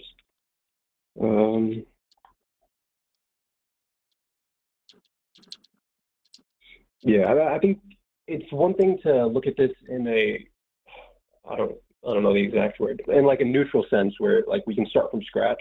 But I think in order to replace the status quo, I think that's going to be incredibly difficult because it needs to introduce an alternative option that's like, that maintains but also excels. So I think you mentioned earlier that you were going to drop a video about a moral, I forget exactly the term you used. It was like your own moral guideline of how we should instead look at things. Not like quite, but I've changed to where I accept an objective foundation for morality as a necessary thing, that in order for there to be any moral, anyway, I'm going to describe it. It's not going to be like murder's bad and here's why objectively. That's not what I'm talking about. Mm-hmm. So what is it more closer to? Can you give an example? So I don't know how familiar you are with logic, but the foundations of logic are sometimes described as the laws of identity, non-contradiction, and excluded middle. Okay. And there's a number of different ways to express them. You can do it in sentence form. We can do it in one sentence. Everything is what it is, isn't what it isn't, and everything is, and nothing is neither or both. But that's not particularly helpful. You can write them down where the law of identity is A equals A. Law of non-contradiction, A does not equal not A. And excluded middle is everything is A or not A. But the easiest way is to say, draw a single circle. That is visually demonstrably the foundation of all logic. And it must necessarily be that way. This is the foundation of set theory, and this is a demonstration of identity, non-contradiction, and excluded middle. And when people talk about, ooh, there must be some foundation for this, I don't see it. To me, this is axiomatically, and I would argue, if we could demonstrate it, but we can't, necessarily true. That single circle, everything that is in the circle is in the circle. Everything that is not in the circle is not in the circle. And absolutely everything is either in that circle or not in that circle. That is everything about logic in one simple dot on a paper. When I talk about accepting an objective moral foundation, I'm going to be describing that dot and why it's different from the description of a dot that I used to go with. Okay. How do you know what falls in the dot?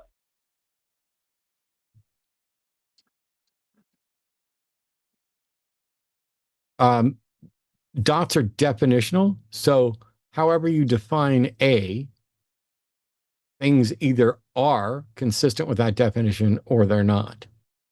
And so once you describe the dot in the case of the objective moral standard I'm talking about, which is in order to have a moral foundation at all, you must have the freedom to conceive and enact that and the ability to enact that. It tells you nothing about what you're trying to enact. Because in logic, by the way, that diagram is content agnostic. It's not valuing the content. It's just telling you how to organize it. It's set theory. It's just one set or two. Okay.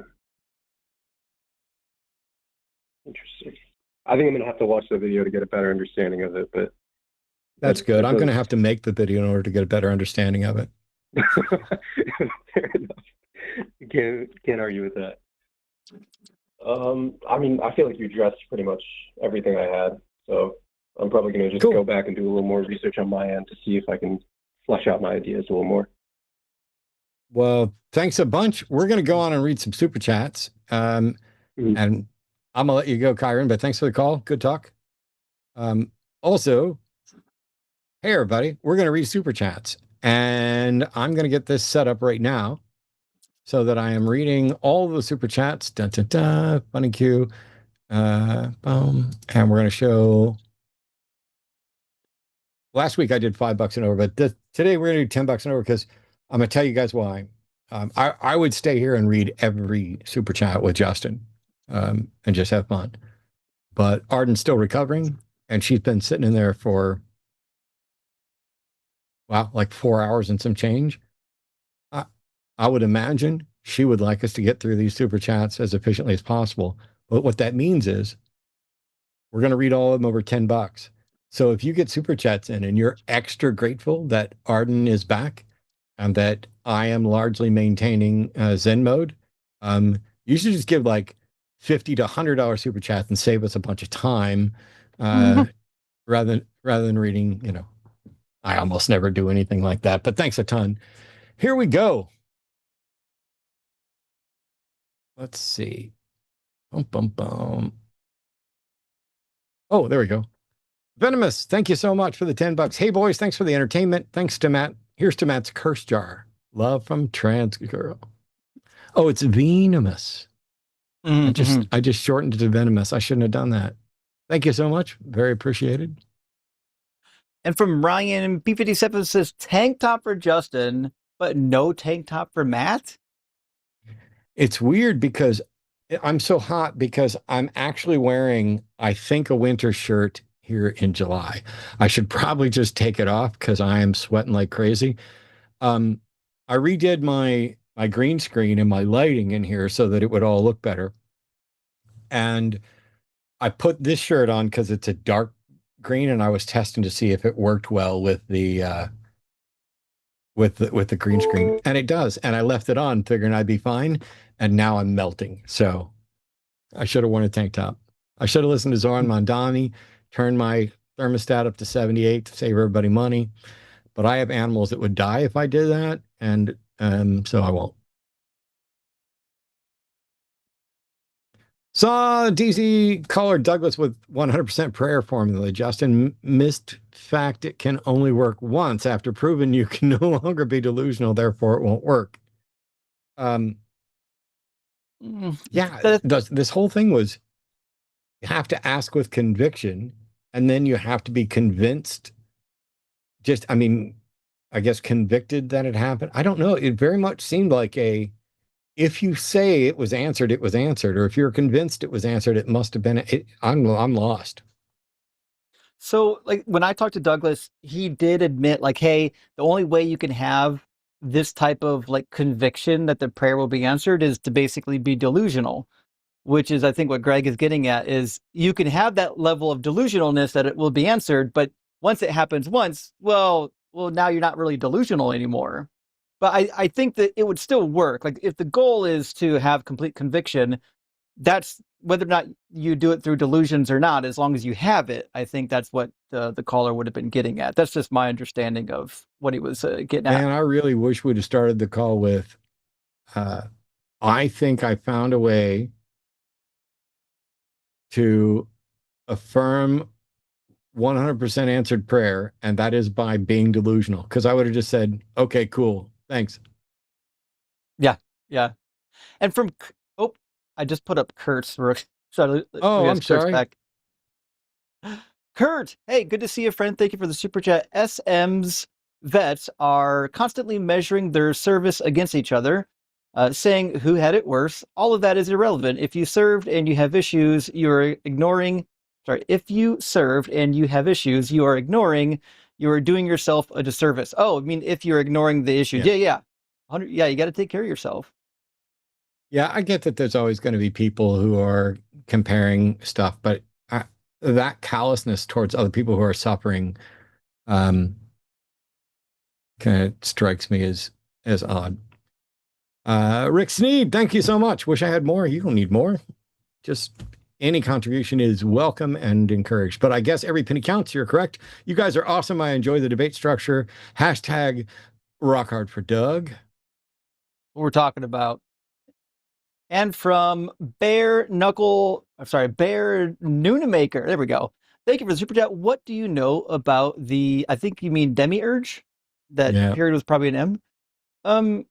I might not know as much as others, because like the philosophical like demiurge, like Plato believed in, maybe a little bit different than like the Gnostic demiurge that the Gnostics believed in. But my understanding, which could or could not be correct, is demiurge is kind of like a creative force that doesn't necessarily have like always a mind, will, or an emotion. It could just be akin to a spiritual naturalistic force. But I think other people's definitions might, differ one way or another. Matt, how would you describe a demiurge? In the Platonic sense, it's that which creates an ideal. But honestly, I don't know enough and have never cared enough to dig in on demiurge.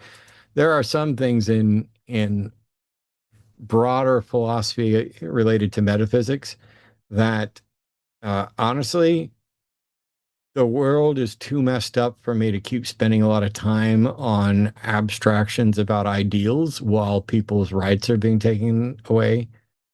So I dig in enough to have, is this going to be relevant to what I'm trying to do and arguments and discussions I'm trying to have? And if not, I just kind of, let it go. When the world is good enough for me to give a dissertation on demiurges, we're in a good place. So great to hear Arden's voice. That's a fact. Amen. Proof thoughts are just as powerful without the prayers. Yeah. But you know what's even more powerful? An incredibly good surgical team, and support network surrounding it. I have been unbelievably impressed with both the quality of this guy's work, the quality of his character, the quality of his care. Arden is fortunate to be in a Discord group with a bunch of other women who've recently been through the same procedure to discuss things. They're able to share a network. She had her 1-month follow-up appointment today and changed her schedule on her treatments and everything. She's doing great and ahead of schedule. I don't know if she's got her mic and wants to chime in at all, but this guy's outstanding, and I couldn't be happier for her. And I think I'm not speaking too much for her when I say she's thrilled. Straight up. I think so. Straight up, now tell me. That's some classic 90s stuff there. Ali Shauna, thank you for the super chat. As I was getting carded at the liquor store, my Blockbuster card accidentally fell out of my wallet. The cashier saw it and said, never mind. That's exactly what you would expect. Yeah. The cashier must know. Anybody with a Blockbuster card, boom. Yeah, I was talking to Mitch McConnell last night, and I asked him a bunch of questions, and when I was done, the planchette on the Ouija board just moved over to goodbye, and so I guess he's doing well. Greg Markowski, hey man, hope you're doing good. I was late to the party today, so here's a little extra for my punishment. You don't need to punish yourself. That's my job. By the way, I look forward to seeing a bunch of people that I haven't seen in many years. Greg's one of them. I don't know when we'll get to hang out. But if you are looking for people to potentially hang out with, I was going through, and a huge thanks to John and Casey Gleason, not just for sponsoring some of this, but to Casey in particular for putting together a list of these. On July 11th, Seth Andrews and No Illusions will be in Cincinnati, Ohio. You can go to sethandrews.com/Cincinnati to get tickets for that. On July 12th, that's the Ark Encounter protest, the 10th anniversary of this. They did a fundraiser the other night to help with the event. That's in Williamstown, Kentucky, which is, basically just outside of Cincinnati, I think. And you can go to arkresistance.com for more information on that. The next event is the one coming up at the end of the month. July 31st through August 2nd is NanoCon. That's at Montgomery Bell State Park in Tennessee. That's just outside of Nashville. You can go to nanocon.rocks, nanocon.rocks, and get your tickets. There's a great list of people who are going to be there. I will be there. I'm doing a full-on evening magic show. It'll be your chance to see some magic, to ask questions about it afterwards. Don't ask how I did it, because I'm not going to tell you. But I'll be there for other things as well. And NanoCon is one of a handful of conventions that is near and dear to my heart. I've been there multiple times. It's important for people to know. Once upon a time, I was going to a secular convention pretty much every month, if not multiples in a month. And that started dying down just before COVID. And then COVID put kind of an end to a good number of them. And I'm not talking about just like NanoCon, Skepticon, BajaCon, all these things. I was fortunate enough to get to go to DragonCon. I'm going to go back to DragonCon. I just can't do it this year. There was too much going on, but Arden and I would love to go. She hasn't been yet. I'm looking forward to it. There are great opportunities for you to interact with people. Online is fine. We love the fact that you're here. We love the fact that you're supporting the network, both financially and with views and calling in and giving us information. And I am overwhelmed at the amazing, brilliant people that we get in here and that I get to work with. And there's more coming. There are names I can't tell you yet who are on the guest list, both for this show and for other things here on the network, and some good changes coming. But at the end of this month, NanoCon in Tennessee. August 21st to 23rd, that's BajaCon in Sarnia, Ontario. You can go to bajacon.com. And AHACon 26 is online. It's September 19th. And then October 23rd through October 25th is Rocket City Reason in Huntsville, Alabama. You can go to rocketcityreason.com. And November 28th through December 6th is the Black Non-Believers SeaCon. That's SEACon. So BNSEACon. That's a cruise event with Black Non-Believers that you can go to.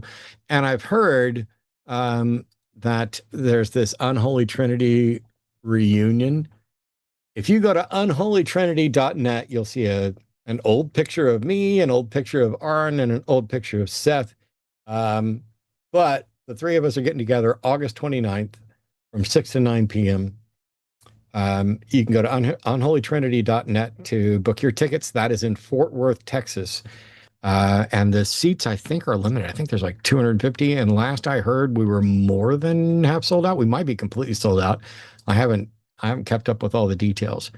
But the important message here is that you can interact online. And if that's the limit of where you're comfortable, great.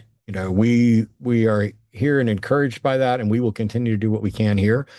But let me tell you, getting together in person, being able to sit down, talk to a whole bunch of people from all over the country or from your area that you didn't know and that you share views with, especially in a world where those views are under attack and at greater risk than ever. And I'm talking about not just LGBTQ plus stuff. I'm talking about the fact that you're a godless heathen, or maybe you're lefty leaning or more lefty leaning, anything like that.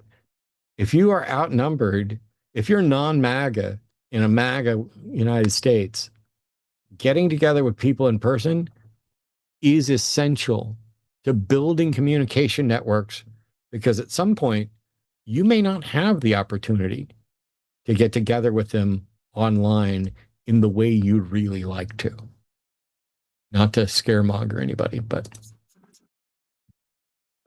And 10 from Dante Verona says, off topic, but what do you think about the situation with Mitch McConnell? It's rather peculiar watching it unfold. And on this topic, I actually don't know the situation. I just know that I think he's having some health issues. Is there something else happening? Nobody knows. The rumor is that he's brain dead and that they're hiding it. He's been in the hospital and nobody's heard from him in weeks. His wife left for China, and there's long been suspicion that she's a beard and a Chinese operative, and that maybe she ran off to get her new instructions now that he's, I mean, he's been out of it for a while. He hasn't made any sense. He's basically gone catatonic at some events. I have no idea if he's dead. That's one of the reasons why I did the joke, is that nobody knows, but it seems consistent with them not addressing the severity of this or giving a good health update, because what can happen is his staff may have been running everything in his office for a long time, in which case he just needs to have people not know whether or not he's got a pulse for them to keep getting stuff done. They can weekend at Bernie's this for quite a little while. I don't know if that's what's going on. I think the real thing to push for Dante is to get them to actually address it. Like, it's one thing, none of you have the right to know my personal health status. Not at all. I'm doing good, by the way. People were like, oh, I like Matt's new Zen thing because I want him to be around and it's good. It's probably good for his blood pressure. My blood pressure wasn't a problem. I have cardiac disease, but my blood pressure's been good. I had heart attacks and a triple bypass, but my blood pressure's been good. My doctor didn't tell me, don't get mad, don't get hot, don't get animated. As a matter of fact, that basically counts as cardio for me, which is pretty good. So I might be killing myself by being a little calmer. But while I appreciate everybody's concern for that, you don't have any right to know what my health is. And I am the type of person that generally despises unsolicited advice, especially unsolicited health advice. That's just me. I have softened on that, where I don't get pissed off at people for doing it because I know it's coming from a good place. However, when you are an elected representative, senator, president, the public, who you are essentially asking to vote for you and to support you, do have some right to know some aspects of your personal health care. And we don't. That's a problem.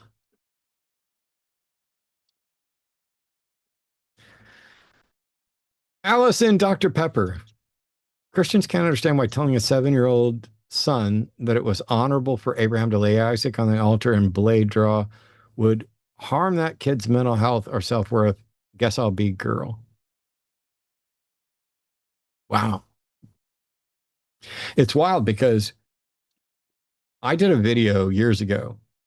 One of these days I'm gonna force Justin to like watch some old videos that I did, and then get him to come. We'll do a tag team where he comes in and corrects all the dumb shit that I said, where I'm coming from my, oh, no, this is entirely Southern Baptist added bullshit that's not, But I did a video on the worth of women and what the Bible has to say about women, and a number of things that were important came up there, which is there are very few women who are named. The overwhelming majority of women referenced in the Bible are so-and-so's wife, so-and-so's concubine. There are some named women, but largely not.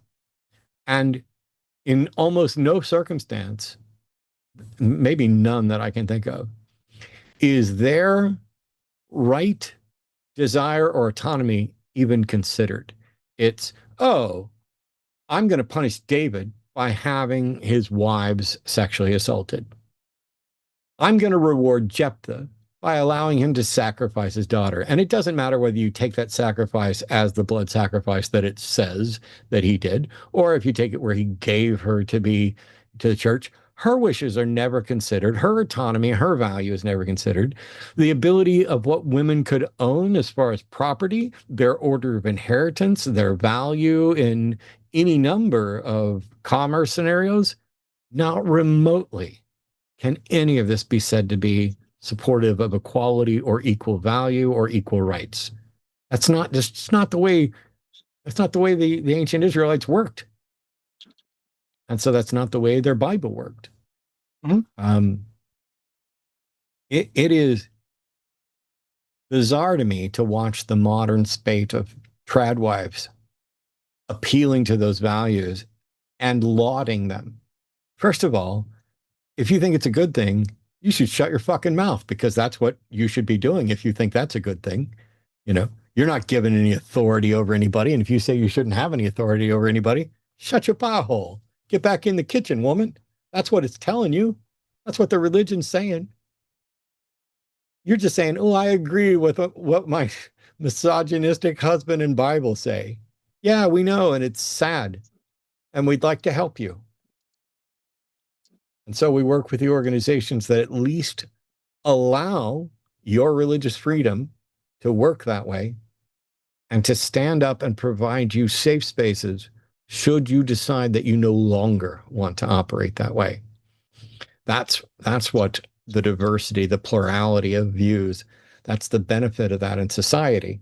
Not that it forces you to stop being a believer, but it gives you that option. That's religious freedom. Not the freedom to impose it onto others, but the freedom to escape it when it's imposed on you. And then from our friend Joshua Everett, Philbros think they can take a shortcut to feel smart by learning vocabulary and making smug claims. Subpar boys who never felt smart enough in real life, so they substitute jargon for consideration. And Joshua, I think you pretty much kind of nailed it right on the head. There are some people who do philosophy legitimately, and then there's some people who just want a jargon drop. Those are the same people you'll find that go to seminary, that as soon as they learn all the long, fancy theological words, that's all you ever hear out of them. And you're like, listen, nobody knows these words. Just be a normal person. But the problem is, if you want to be a normal person, then you can't trick people into thinking that you're smart. The other thing that is incredibly common, name. Well, Kant said this, Descartes said this, and Hume said this, and you want me to start naming all my Christian theologians? Well, this is the way it is in this book, and this is the way. Here's something from Chuck Smith and F.B. Meyer and Matthew Henry and Adam Clark and John Darby. These are all their commentaries. Do you know what this guy said? Have you not paid any attention to William Lane Craig? Yes, I have. As a matter of fact, I've also told people exactly how to beat him in debate. To beat him in debates, and that is that he tends to like to make sure that he either goes first and begins by saying, in order for my opponent to win, I can't do his voice, so I probably shouldn't. In order for my opponent to win, what they need to do is prove this, and this. And the first thing you should do in a debate with William Lane Craig, if he starts with that opening, is say, Bill just told you that in order for me to win, I need to do this, and this. He's completely wrong and lying and misrepresenting reality, because the burden of proof is on him. I could stand here and not say a single word, and if he does not present an evidence-based compelling case for his position, I win. He's trying to shift the burden of proof on me by saying I need to demonstrate how logic could exist without God, how morality could exist without God, what other explanation there could be, which version of time, A-type time or B-type time, is the one that's actually correct. How do you answer the Borg-Guth-Lincoln model? And then I would just point back to the time when he got incredibly embarrassed by somebody holding up a video of Alan Guth basically saying, it's my model and Craig doesn't know what the fuck he's talking about, which I thought was really funny. That's not exactly what he said. That's me paraphrasing out of sheer joy for the guy with no understanding of the physics getting schooled by a physicist holding up an iPad with the actual physicist whose model he's referencing, correcting him. Billy Sipes, you ask and I deliver. Thank you both for all your, oh my God, $100. Well, thanks, Billy. And I got your email today. I've been crazy busy and didn't get a chance to respond. Let me just respond now. You're very welcome, and I'm glad it was useful for you. We need to be doing a lot more stuff like that, and I appreciate you sharing, not just sharing financial support, but sharing the actual story, because there are going to be other people out there who are going to need to give a eulogy and are going to be dealing with difficult family members. And not only can we point them to things like Recovering from Religion, we can point them to organizations like Grief Beyond Belief, but we can point them to clips of stories like yours where you come in and say, here's what I'm dealing with.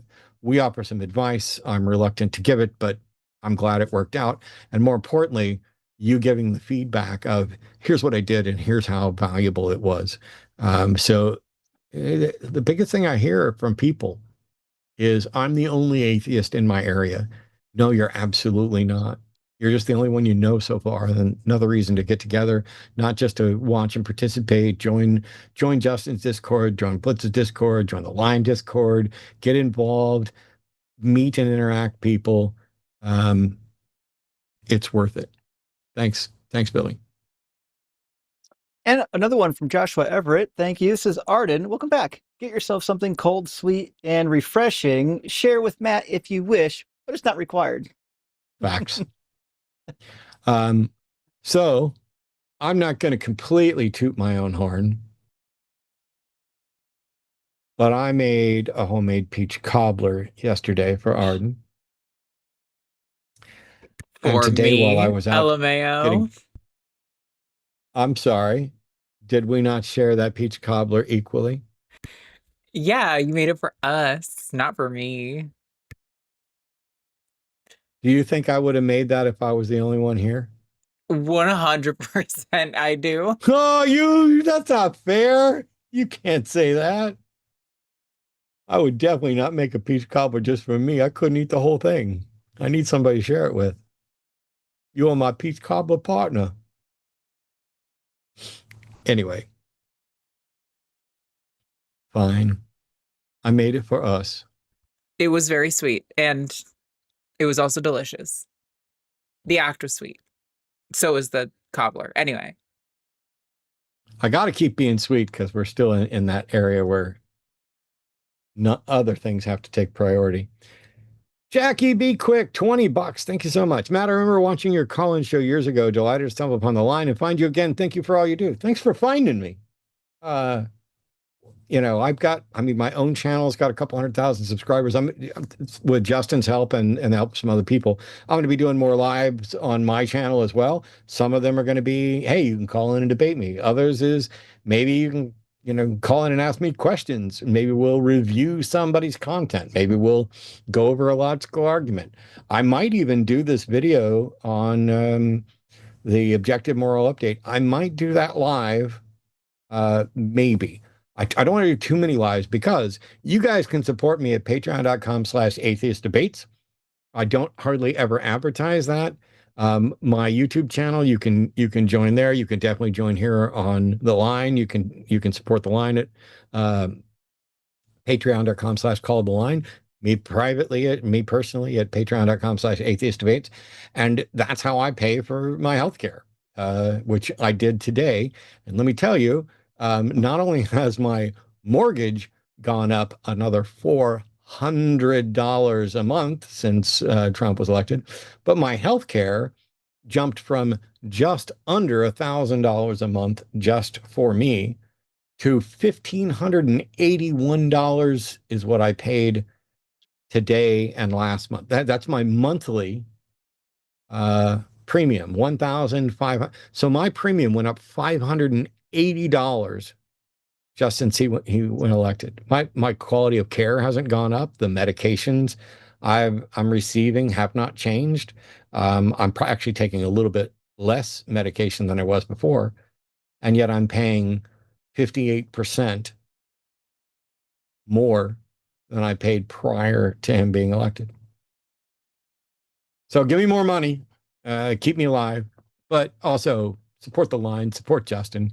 support whoever you want. If people are out there helping the world and teaching the world, and you find that to be a good thing, and your only support isn't financial, you should still feel awesome. If your support is showing up, interacting in chat, moderating, joining, helping out, starting conversations, directing us to new people, I can't tell you how much we appreciate somebody saying, hey, I was out surfing on YouTube the other day and I saw this person, especially when that person is awesome and does not look like me or Justin. Indeed, that's the case. Let's see, there we go. And 10 from the Atheist Mechanic. Good to see you, Mechanic. NanoCon is going to be amazing. I really can't express my excitement in getting to meet you, Matt. Hope to get to meet you as well as Justin. Great show tonight. And I apologize, Atheist Mechanic. I won't be able to make it to NanoCon, but I will be at Rocket City Reason.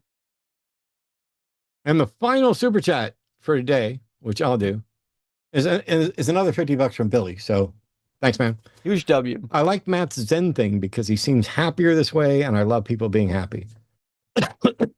I don't know. Oh, actually, there's another one after this. I don't know if the Zen thing has anything to do with me being happier. I'm really stressed right now, both because, Arden's been in recovery and things are a little bit different around here. Don't get me wrong, I'm happy, but it's a lot. There's a lot going on. We have a lot of animals. And I'm prepping a magic show for NanoCon, and I want it to be awesome. But I mean, I'm under time constraints. And I was actually talking to a magician friend of mine, Kurt Anderson, who you've seen on the show before, and you will see on again. I was talking to him about how I'm putting this show together. And about 80% of I'll call them tricks just for you guys. About 80% of the tricks in this show are new. Not new to the world. They are either favorites of mine that I've always wanted to perform but haven't, or effects that I really wanted to do for a particular message or story or whatever, but never had the chance to actually work into the show before. There are some jokes that are going in that have never been in before. There are tricks that are going in. There's a few things that have been in almost every show I've done. I'm pretty sure that I will be starting, for those of you who came to the last couple of magic shows, I'm pretty sure it'll start exactly the same way. And that's because I have this wonderful audio cue with Seth Anders that leads into an audio cue from Ray Comfort. And there's just only one trick I could think of to do with that. And it's as close to my signature trick as I probably could come up with. So that will probably be the opening. But a huge thank you, Billy. I don't mind the Zen thing. And genuinely, all I give a fuck about. Does this make the show and the network better at reaching people with better information? That's the mission from before I started working with AXP, and it remains that now. And the thing is, this is nothing I haven't tried before, but that's the goal. Whatever makes us all better at getting better information to people, that's the priority. And it's kind of the same with the magic show. It's what's the best trick that I can do to teach the point I'm going to do. But also there's a few where it's like, ooh, that trick's just too much fucking fun for me to not put it in the show. And another big one from Billy. Thank you so much for another $50 super chat. Last one to support Matt and Justin. I genuinely enjoy and appreciate both of you a lot. Well, Billy, we appreciate you. And as I say on my channel a lot, the reason why we can do this type of work is because we're crowdfunded. We're sourced by the viewers that allow us to do this type of work. And so it's hugely, hugely appreciated. A lot of the voices on the internet are bankrolled by giant corporations or government entities trying to push narratives. We literally can only exist because we're doing this work that you all support. So huge thank you to everyone who supports. And the final super chat, unless somebody decides to change that, is from the Atheist Mechanic. Another $10, albeit Rocket City Reason 2. LOL. Thanks so much. Well, then I hope we like each other at NanoCon so that if we're at our Rocket City Reason, we're not trying to avoid each other. I already have somebody I'm avoiding in Florida. But that's a long story. I figured out you guys are going to be like, well, duh. Let me tell you a dirty little secret here about being in this community. There are some incredibly awesome people, and there are some people who are awkward, non-neurotypical, not really good with boundaries, and seemingly frequently entitled or feeling entitled to somebody else's time and attention and stuff like that. And occasionally it's really difficult to shut some of that down. I've gotten better at setting boundaries over the years. I'll be damned. Damn you, Billy. Now you're going to make me say something even nicer. Billy has not given up. I've gotten pretty good at drawing boundaries over the years, but the other thing I got pretty good at is vamping and stalling until somebody donates another super chat. Jimmy should be proud of me. Seriously, though, thank you, Billy, hugely. Changing it just to be a shit, LOL. You are the best possible kind of shit. The one that, nobody's going to dislike you. You're going to have to work really hard. Like, you'd have to do like some Charlie Kirk level shit for us to not like you. Or some Graham Plattner type stuff. Drop out, Graham. You had to know this was coming. Drop out. And apologize to the people that you screwed over. Anyway, that's enough of my political thoughts and religious thoughts for the day. Justin, where can they find you and how do they get involved with the Deconstruction Zone? Also, so you can literally find me on TikTok or YouTube at the Deconstruction Zone. If you literally just want to see my debates, you can check out DZ Debates, and you'll get nothing but debate content over there. And as always, friends, join the Discord, the Deconstruction Junction. In all of my profiles and my link trees, you'll see a link to it. It's a really cool community for people that are in deconstruction, post-deconstruction, deconstruction curious. And there's a lot of really smart people in the community. People think I'm smart. I just get on TV or on YouTube and talk. There's people in the Discord way smarter than me that would love to dialogue with you and build community with you so that you don't feel like you're having to do the deconstruction all on your own. And we've got therapists that are connected as well. We've got all kinds of resources for you. We got another $20 from NanoCon 3000. Hi, Matt. Stoked about hanging soon at NanoCon on July 31st weekend. If people want to join you in Nashville, Tennessee, here's the link for details and tickets, nanocon.rocks. Yes, we gave all that out and everything else. That's it. That's it for all of us. Huge thank you to Justin for taking time out and joining me and for all the other help that I'm going to rangoon him for doing. And Arden's back. I mean, if there's any reason I'm happy, it's probably not some fucking Zen stuff or not being able to yell at people. It's probably the fact that Arden's back. Like, that's joyous already. Another one from Rusty I am going to Shackelford shut at up the and end take your there. money, Rusty. Thanks.